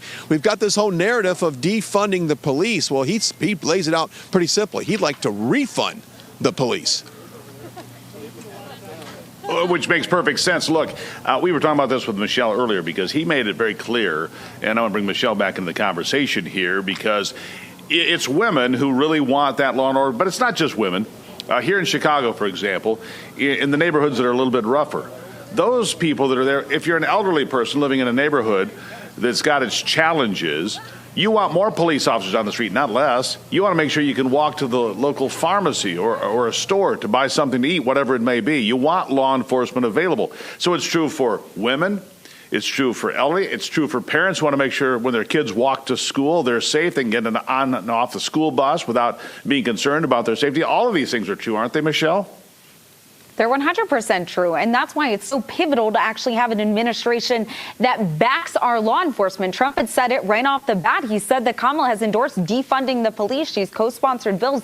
She is very guilty of not having the backs of our law enforcement. And another blatant example is Afghanistan, which I'm glad that President Trump spoke about today. Something that really resonated with me, gentlemen, is something that he said at the end, and it's something that we've all said for a while, but just kind of reiterated the fact that he didn't need to do this. He did not need to come out and face all the lawfare that he has and do everything that he is. He said he had a beautiful life, and he does. I mean, look at his properties. It shows just how much he cares about this country, as opposed to the other side, in which we still can't even get a policy plan laid out in place, Brian. You can't. You think something as simple as that of getting a policy on your website would be as simple as calling up your web of running for office, master right? there and shooting him over a PowerPoint and saying, hey, lay this up on the website. It's not happening. And I think it's because you're starting to see her flip-flop on all these policies. Once you put something up and then people protest it, or the extreme part of her party says, no, that's not what we're for, she has to reverse course and doesn't want to do that. So what do? You just offer up empty promises and you don't get specific on anything. And from what I understand, I had some friends in the media that have gone to some of her rallies. He's like, look, there's people showing up to the rallies. Let's not try to paint this picture where no one's showing up. But it's a lot of happy talk. It's a lot of open, very vague statements. It's very, protect our democracy, and a lot of other, really kind of vague talking points, if you will. Nothing specific. And I don't think you're going to get it from Kamala Harris. And that's why she doesn't want to debate President Trump, because she knows at the end of the day, she's going to have to stand up for what she's saying and back it up with solutions and a plan. And you know what? There is no plan. That's the plan. Yeah, I want to share something with you here, Brian, that I shared with Michelle here a little bit ago. I don't know if anybody's seen this. There's a report that dropped yesterday from the Office of Inspector General, United States Department of Homeland Security, an official report, and it's called the Final Management Alert. ICE cannot, here's the headline on the top of this report, ICE cannot monitor all unaccompanied migrant children released from DHS and U.S. Department of Health and Human Services custody. And if you go through this report, you'll find that 300,000 minors that have crossed that border under the tutelage of your border czar, Kamala Harris, are unaccounted for today. Unaccounted for today. This is an official report from the Inspector General saying they cannot monitor all these unaccompanied minors. They don't know where they are. What a tragedy. They don't know if they're human trafficking. They don't know if there's human slavery. They don't know what's going on with these children. They don't know where the hell they are, frankly, and it's outrageous. This report just dropped yesterday afternoon. I can't believe it's not headline news everywhere, but I'll bring it to you. And I will tell you that 300,000 kids are somewhere in America today unaccounted for. What do you make of that? I think it's one of the saddest elements of this broken border. We can talk about some of the crime that's hit the streets. You can talk about the overload in the schools and the hospital and the local authorities and just really that impact. But when you talk about the potential sexualization of kids and the sex trafficking of kids, that's a whole another topic, and that's a whole nother ball game of how we should be reacting to that right now. This is a cultural problem that, if for whatever reason, if we're culturally okay with this, then we've got a major problem. I can understand disagreeing on policy. Hey, we're always going to disagree on policy. But if we can't disagree the fact that these kids are missing and potentially being sex trafficked across this country, Steve, Michelle, that is a moral problem with this country, and I don't know how you get that. Well, I do know how you get that back. We need Jesus to return, and we need more people to find the Lord. Let me share something here with you. Let me share something here with you. I jumped ahead. I jumped ahead here because I got to the recommendations. This report's several pages long. I got to the recommendations, and I'm going to have Michelle weigh in on this as well. Recommendation number 1. Evaluate the use of manual processes for information sharing within ICE and other stakeholders, such as the Department of Justice. Identify funding, then develop and implement an automated system to document court appearances and maintain address information of unaccompanied migrant children. So they have no plan. They have no plan. They have no process. That's problem number 1 because the recommendations are to have one. Number 2, develop and implement a formal process to identify unaccompanied migrant children who fail to appear for immigration hearings. You mean there's no process if the kid doesn't show up? We don't have any process in place under Kamala Harris and Joe Biden. No process whatsoever to identify who these kids are who don't show up. We don't know who has them at home, whether they're being abused or worse. We have no idea, Michelle. This is the most outrageous thing I've seen in a long time. Well, I want to double down on that because I have the same report up as you do, and it's highlighted right here. Someone had highlighted it. ICE has no assurance that these kids are safe from trafficking, exploitation, or forced labor. They have no idea what is happening to these children. Correct. You want to talk about the party of compassion. What the heck have the Democrats been doing? I mean, these are children that have been exploited. And, you know, the terrifying part about this is, as we always talk about with border crossings, everything is a rough estimate. We're also not accounting for people that could have gotten away. These numbers are as accurate. I'm not always fully sure on the accuracy of these numbers. So, yes, we're seeing roughly 300,000, but there very well could be more. And no accountability. You're not seeing the outrage along the mainstream media today. But, you know, what was outrage along the mainstream media was the stop that President Trump did. And Steve, I know you were asking earlier, President Trump went back up to the microphone right after he finished his press conference in Michigan. He was up there because a reporter asked him about the location. They said that was an area for white supremacists. And he said, who visited here in 2021? And someone said, Joe Biden. And then he laughed and walked away. That's what the mainstream media is focused on today, just so we're all on the same page with that. Yeah, it's very sad. I saw Gretchen Whitmer, the governor of Michigan, at the Democratic National Convention last night, asked about this, and she said, well, it's a bad judgment call. It's her state. She's sitting there criticizing her own state for Donald Trump visiting a specific town that's no more than 30 minutes from her office in Lansing. I mean, talk about outrageous. And to try to paint it that way, yeah, Brian, we didn't hear that comment, but you were obviously still there when he made that comment. That's pretty telling, isn't it? It is, but let me tell you, it all kicked off because someone in the crowd that was just attending kind of heckled her back and said, you know, it was a Democrat. I mean, basically, the crowd, I think, prompted him to react the way he did. And he did step up to the microphone and said, who was here in 2021? Biden, and then just walks away. But it was a moment. And, you know, I was getting ready to kind of ask him about how to recruit more people in this state. But, yeah, But that is a classic moment from President Trump because he will not allow someone in the media to ask a question that is obviously skewed to a certain direction. He is not afraid. Kamala Harris won't even talk to the press in an open forum.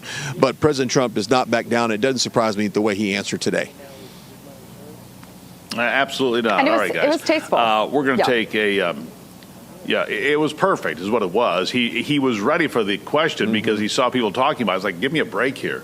I'm going to someplace in Michigan to talk about law and order, which, by the way, would include managing people to get out of line for whatever their motivation is, including racism or whatever they're trying to allude to there, which is nonsense. When you don't have an answer and you don't have a policy, just scream racism. That seems to be the policy of the left. I see it here at the DNC. By the way, I want to take a quick break here. We'll be back with continuing coverage here on Real America's Voice. But everyone knows the next medical crisis is just around the of a pandemic or something much more mundane, like a tick bite. You and your family need to be prepared. That's where the Wellness Company comes in. You know, the Wellness Company, great doctors like Peter McCullough, who was on with me here just last week. The Wellness Company, its doctors are medical professionals that can trust, and their line of prescription medical kits are, frankly, the gold standard when it comes to keeping you safe and healthy. Whether it's the medical emergency kit, the contagion kit, the first aid kit, or the travel kit, these prescription kits contain an assortment of life-saving medications and guidebooks to assist in the proper use of all these medications. From anthrax to tick bites, from COVID to the bird flu, from a trip to the beach or a trip overseas, the Wellness Company has a prescription kit designed to keep you and your family safe. Rest assured knowing that you have emergency antibiotics, antivirals, and antiparasitics on hand to help keep you and your family safe from whatever the globalists might throw at us next. All you have to do to find out more is go to twc.health/voice. twc.health/voice today. Look, these kits are great. I have them at home at my house. So go to twc.health/voice. Use the promo code VOICE. You'll save 10%. I do have those at home because, look, I'm as paranoid as a Boy Scout. I'm prepared. We'll take a break here on Real America's Voice and be right back.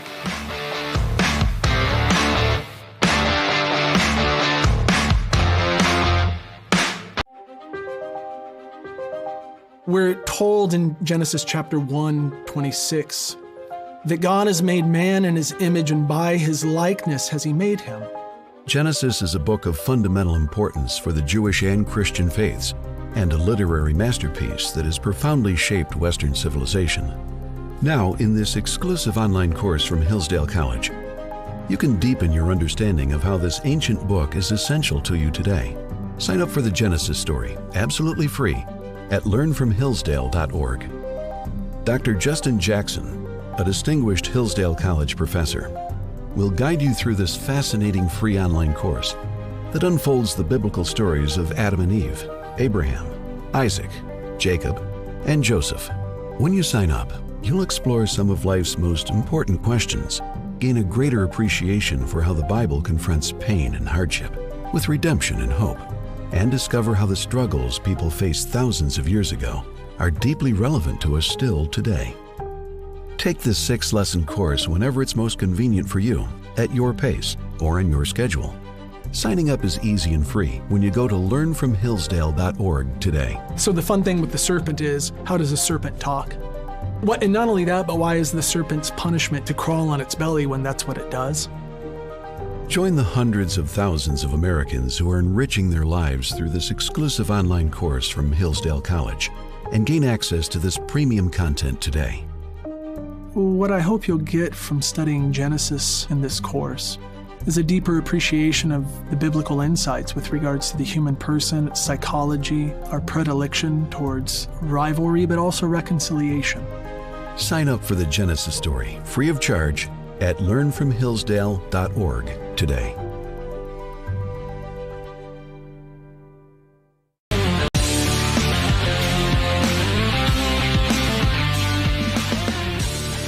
With your complete election coverage from Chicago to Michigan to Pennsylvania and all points in between across those critical swing states, this is Real America's Voice. I'm Steve Gruber. Glad to have you here. I've got a lot of the great members of the team with me, Michelle Backus, Brian Glenn, and Ben Berquam, too.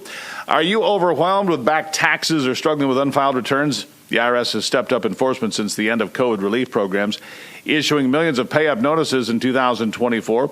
If you're worried about IRS collection tactics, there's no need to face them alone. Tax Network USA can help. Tax Network USA is the nation's premier tax relief firm with a history of negotiating over $1 billion in tax relief for clients. They offer a range of services, including penalty forgiveness, hardship programs where you might not have to repay anything until your tax debt expires, and even offer compromise solutions for lump sum settlements. Whether you owe $10,000 or $10 million, their team of experts is prepared to assist you right now. Even if you're behind on your taxes due to missing personal or business records, Tax Network USA can guide you through the process of catching up. Don't wait until the IRS ramps up its collection efforts. Contact Tax Network USA for personalized support with your tax issues. Handling IRS matters without professional help is risky. Protect your financial security by seeking guidance from Tax Network USA. Their experts provide a strategic advice on reducing or eliminating your tax debt altogether. To schedule a free consultation, call 1-800-905-8000 or visit tnusa.com. Don't let the IRS's aggressive tactics control your life. Empower yourself with Tax Network USA's support and take charge of your financial future. Again, that's tnusa.com, tnusa.com. Well, as you know, I'm here in Chicago for the DNC, and it's been interesting. Monday was kind of a bomb. They didn't even get Joe Biden on the stage until very, very late, well past his bedtime, clearly.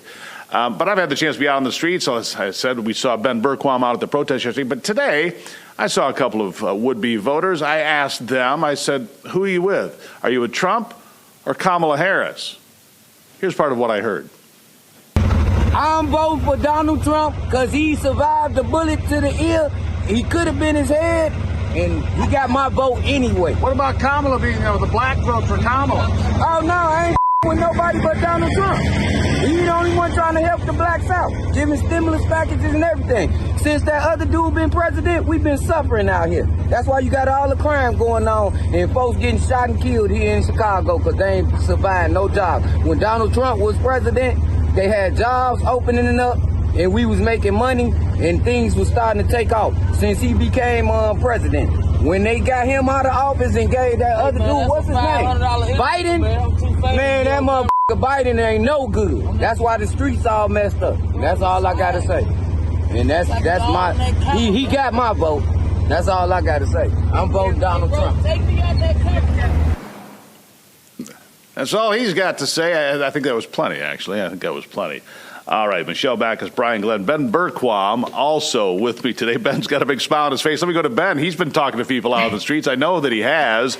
Ben, what are you hearing out there yourself? You heard what I heard there at Church's Chicken. What did you find out? Well, so you were finding Democrats for Trump all over America. What I decided to do is start a little survey while I'm in here. We actually made it into the DNC, the secured facility with walls built up to protect them with massive amounts of police protection. The walls that we don't want on our southern border, they've got them here in droves. You've got the United Center there behind us. The speakers are going to be going on there. I'm doing surveys for Democrats for Trump. So far, though, at least the ones coming in here, we got zero. I'm going to check the bus drivers, though. Guys, we're looking for Democrats for Trump. If you're a Trump supporter, raise your hand. You don't have to, though. If you know any Democrats for Trump, let us know. So far, none. But I'm going to keep counting. I'm going to keep looking. I'm sure they're here. They may just not want to say it. I'm also looking for Gavin Newsom, Gretchen Whitmer, any of the terrible politicians that are destroying our country. If I can see them, the camera's going to be moving swiftly. Eric's going to be chasing me. I'm sure they can't wait to see you, Ben. There you go. You know, I did talk to some union members here the first couple of days we were here. Go ahead. What's that? Well, you know who I almost guarantee I'm going to run into? I just have this feeling. It's Adam Schiff. For whatever reason, it's like he's just attracted to me. I'm like, it's like gravity. I don't know what it is. He just wherever I'm at, I always find him. So someday he's going to be my BFF, but we're not quite there yet. A work in progress. Work on that. Yeah. As I started to say, I met some union folks here setting up in the United Center, the house that Michael Jordan built, of course. And I said to them, hey, guys, who are you with? IBEW. I said, okay. I said, who do you support, Trump or Harris? Oh, we're not allowed to say. Yeah, we were told we're not allowed to discuss politics at all. I'm like, you're at the DNC.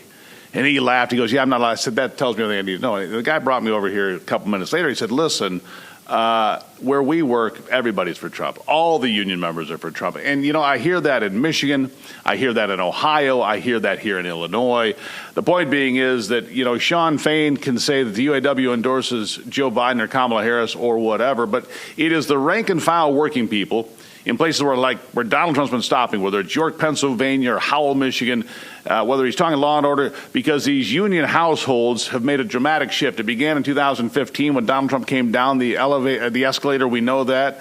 And Brian Glenn, you've been on the road with him. I think you must be feeling this out there in the heartland of America, whether it's Michigan or Pennsylvania or any of the other swing states. I think that these union households, Ben may not be able to find some Democrats for Trump, but I think there's a whole lot of former Democrats that are for Trump today, the same as they have been. Brian, what do you say?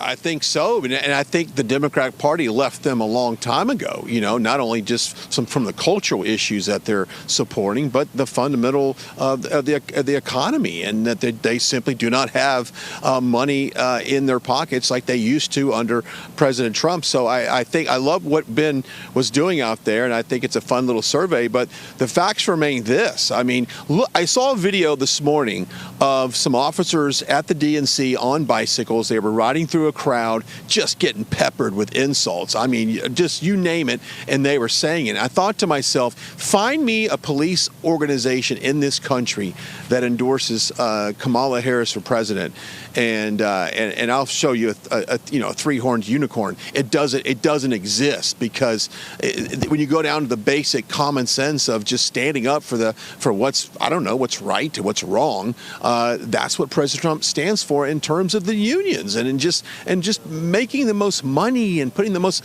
revenue in the American household's pocket. These are just basic issues. I mean, am I off on this, Steve and Michelle? I mean, I'm taking this approach anytime I hear President Trump speak. I literally try to tell myself, I'm a Democrat or I'm undecided. Is he saying something that resonates with me? And every single time, you can't argue with what he's saying. I agree. Yeah, I agree. And Michelle, why don't you weigh in on that? We said it earlier. They were interviewing younger Gen Z voters at the DNC. They asked them what their number one issue was, and they said abortion. And the interviewer said, okay, why is that your number one issue? They said, because we don't want to take away women's rights, and Republicans are this, that, and this. The argument wasn't fully there. It wasn't supported by any means. But then it resorts back to name calling. So as you're saying, Brian, you talk about the policies. You talk about the everyday things that are affecting Americans. In fact, inflation up over 20% since Kamala Harris took office. People are deciding between necessities and being able to support their family, especially as we get closer to the school year. Women, like myself, afraid to walk outside alone because of those crime rates and the illegals that are coming into these countries, into these blue cities. So, it's interesting to compare and contrast. You have the Democrats that say, well, Republicans are bad, and you immediately resort to name calling. At least Trump is giving policies. He's saying things that should resonate with voters. I think the biggest thing right now is shifting the narrative and getting ahead of it, reaching out to more people, especially in the younger generations, getting ahead of the propaganda that we see spewed everywhere, especially right now, guys. Michelle, I agree with what you're saying there. All right, listen, Real America's Voice continuing coverage is made possible by great partners like Patriot Mobile. Americans are tired and frustrated by a stalling economy, inflation, endless wars, and the relentless assault on the values that made America great. Thankfully, there's companies like Patriot Mobile that still believe in America and our Constitution. Patriot Mobile is a proud supporter of this program. I'm proud to partner with them. They're on the front lines fighting for the First and Second Amendments, the sanctity of life, and supporting our military and first responder heroes, too. Support conservative causes and put America first with every call you make, all while getting the same nationwide coverage as the major providers. Patriot Mobile has all three networks, and it's why they can back their service with a coverage guarantee. Their 100% U.S.-based customer service team will help you find the best plan for your needs. Keep your number, keep your phone, or upgrade if you'd like. Just go to patriotmobile.com/RAV, patriotmobile.com/RAV, or call 972-PATRIOT. Get a free month when you use the offer code RAV today. Don't be fooled by other providers pretending to share your values. Join me in supporting the only one that actually lives by them. Again, go to patriotmobile.com/RAV if you haven't already, or call 972-PATRIOT for a free month today. And by the way, folks, if you think I'm kidding, I've had Patriot Mobile for a year now. I love it. It's what my family uses. It's a great service. We're very pleased. Continuing coverage of the election of 2024 after the break right here on Real America's Voice.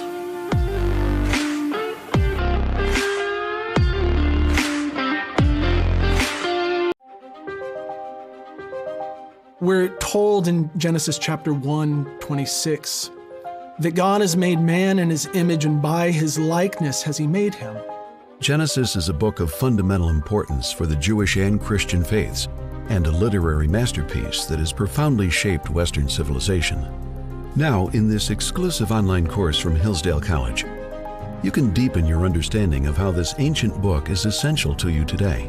Sign up for the Genesis story, absolutely free, at learnfromhillsdale.org.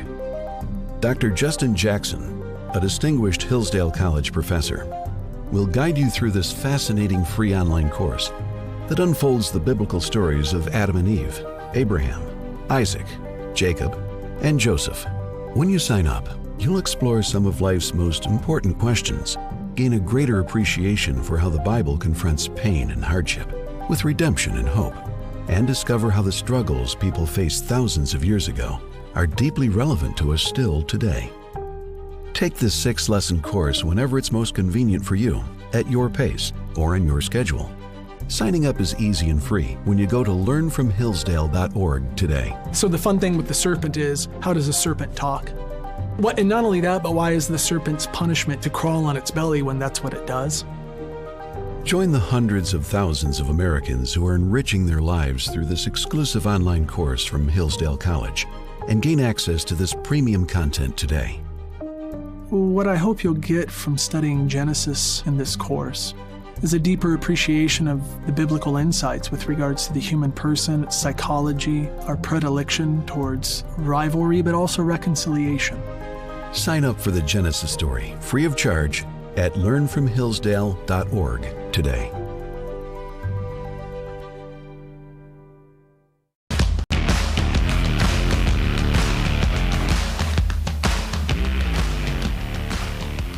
All right, just let me tell you straight up, it takes a lot of great partners to make this possible every day here on Real America's Voice.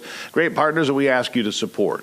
They make it possible for us to bring you this coverage from Chicago to Michigan today and all the way until November the 5th, Election Day 2024.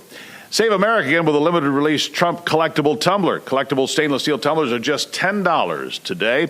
They're dishwasher safe. They're double wall insulated. They're cold for 24 hours and hot for 8 hours.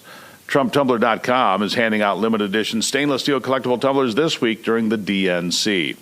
Check out these incredible tumblers that have the Save America Again slogan laser etched in permanent engraving. Add this Trump tumbler to your collection and save America again with this collectible piece. We're spreading Trump's reach and support through this limited time promotion. Trump-related memorabilia could surge in value. They will run out fast, so act now. Head on over to TrumpTumbler.com and claim yours today. Makes a great gift, too. Support today's Real America's Voice coverage, visiting TrumpTumbler.com. Again, that's TrumpTumbler.com. Grab yours before they sell out. And again, thank you to all the great partners that make this possible every single day. Without these great partners, we wouldn't be able to do this. Now, we've been talking about the economy a little bit, and I want you to hear from Kamala Harris. Because, she has this great economic plan. Apparently, she wants to raise the capital gains to 45%, and she wants to charge people on unrealized capital gains. That means, let me give you an example. Let's say you go out and buy Bitcoin for $50,000, and the value goes up to $75,000, but you never sell your Bitcoin. She wants to tax you on that $25,000 increase in value. Of course, there's no refund when it goes down to $25,000 total, and you've lost, money. That doesn't count. It's a strange thing that will destroy America. But here's Kamala Harris dancing around questions on how she will actually fix the economy. Listen. What else are you going to do to fix this problem with inflation? All right, thank you. Well, let's start with this.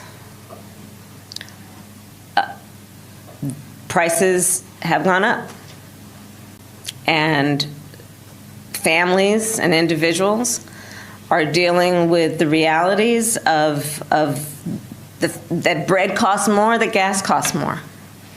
And we have to understand what that means.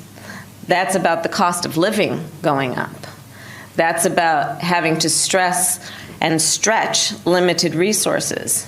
That's about a source of stress for families that is not only economic, but is on a daily level, something that is a heavy weight to carry. Yeah. All right. It's a heavy weight to carry. All right. I'm glad she's outlined the problem. The reporter asked, how do you solve it? Well, bread costs more and gas costs more and you have to stretch the dollar and you're stressed out. Yeah, that's all true. Did you hear an answer in there, anybody? Anybody from the peanut gallery? Is there an answer in there? Michelle, come on back in. Brian, come on back in. I don't know if Ben's still with us or not, but let me ask you, Michelle Backus, did you hear an answer there? I mean, everything's more expensive. We've talked about rent as well, by the way, the cost of having a roof over your head in places like where you live. We talked about the cost of electricity on a monthly basis. Everything's through the roof, and Kamala Harris apparently understands that. And on day one, she promises to fix it. Michelle, what do you think? Well, I'd like to know what she's been doing the past 4 years in office as she's side by side with her buddy Joe Biden. That's the biggest question right now. This is why she can't do interviews. This is why she's dodging these debates and you're not seeing her agree to all of them. If you get her up there without a teleprompter, it's very evident that she doesn't know what she's talking about. And the American people can see through that as well. I mean, you want her to be in charge of controlling our economic policies? You want her to have an input on these price controls and how we're going to spend our money? I mean, Steve, it's a little daunting to think. I understand why her operatives and the Democrats are trying to hide her as much as they can. Absolutely. Brian, let's have you jump in. We'll go around the horn here. Brian can jump in, then we'll get Ben to weigh in. I mean, look, we all live in different parts of the country.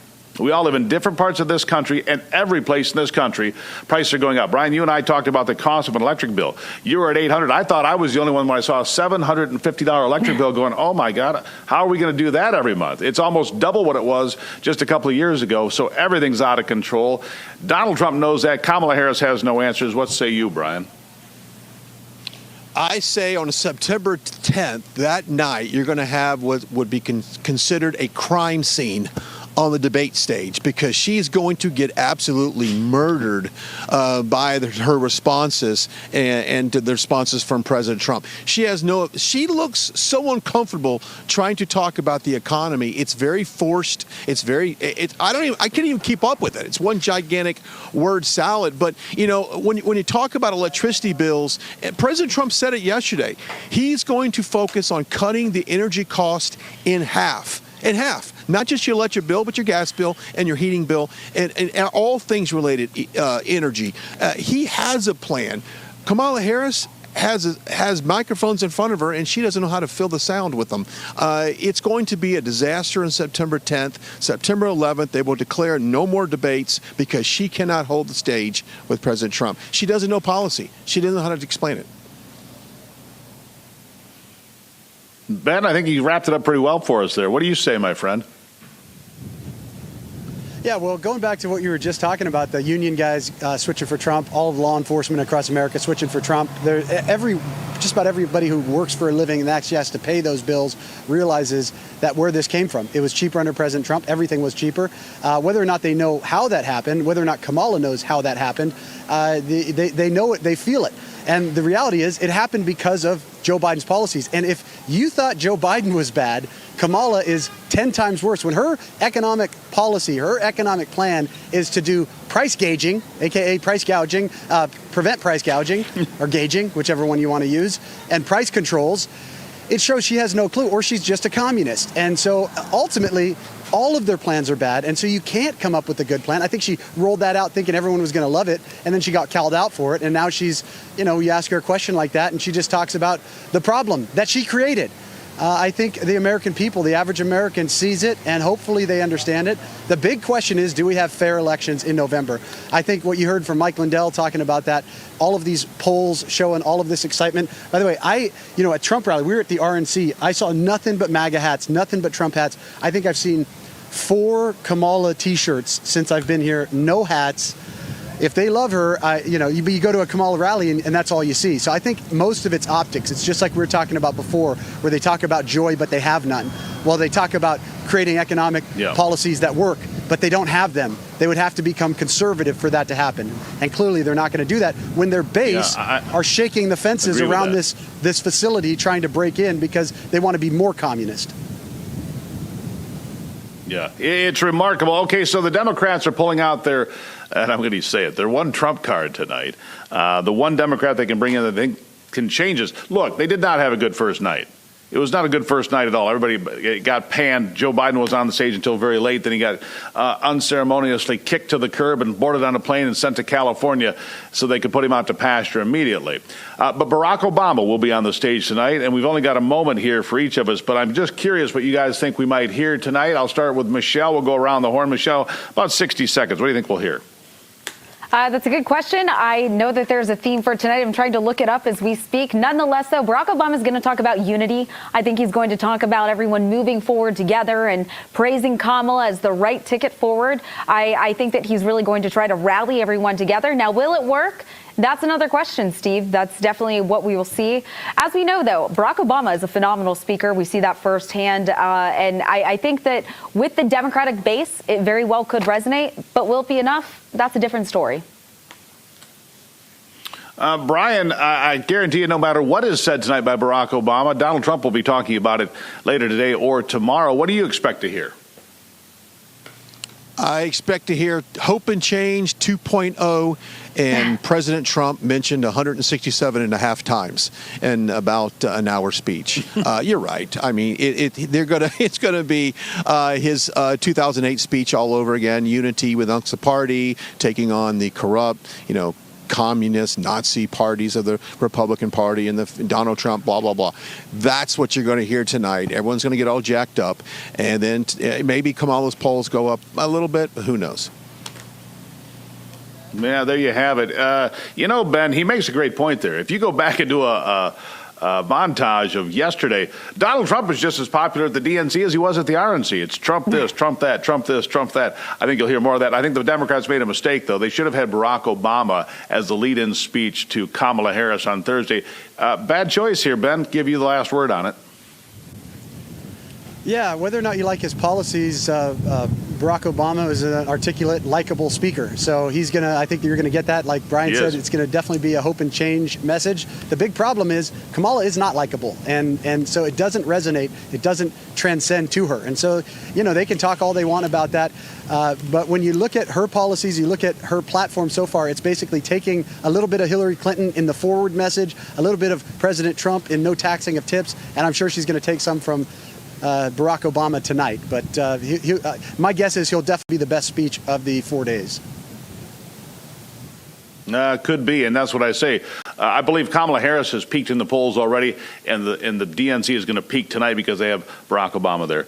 Thank you to Michelle, to Brian, to Ben, all of you for being here today. Greatly appreciate you helping us with this ongoing continuous coverage, which we'll do again tomorrow. Now, again, it takes great sponsors to make this possible. Everyone knows the next medical crisis is just around the corner, whether it comes in the form of a pandemic or something much more mundane like a tick bite. You and your family need to be prepared. That's where the Wellness Company comes in. The Wellness Company. Great doctors like Peter McCullough, who was on with me just last week on this program. They're with us all the time. The Wellness Company and its doctors are medical professionals that you can trust. And their line of prescription medical kits are the gold standard when it comes to keeping you safe and healthy.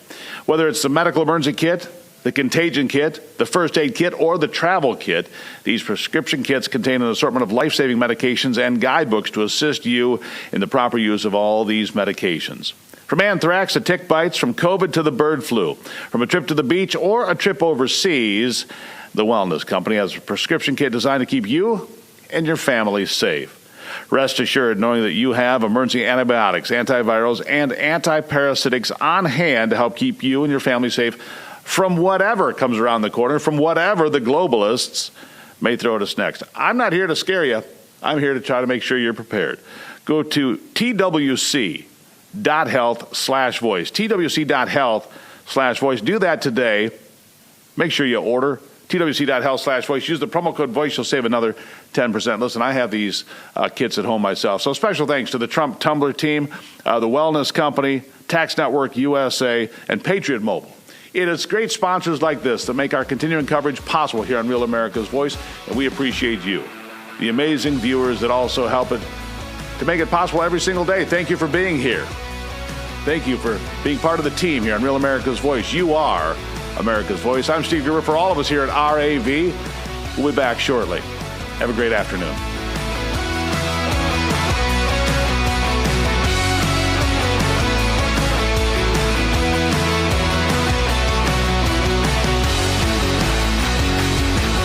Why is Navage perfect for allergies? People who have allergies will have lots of problems. If someone's exposed to allergens, they can get rid of those immediately by washing out the nose. Navage works by pulling saline in one nostril, through the nose and out the other nostril, sucking out allergens, mucus, dust, and germs. Experience on-the-spot relief so you could breathe easier, sleep better, feel healthier. If you have seasonal allergies, Navage can help. Available at major retailers or online at Navage.com. In a crisis, your number one need is food. But if you wait to stock up, all you'll find at the grocery store are empty shelves. But here's the good news. 4 Patriots is offering a special buy one, get 2 free deal on its best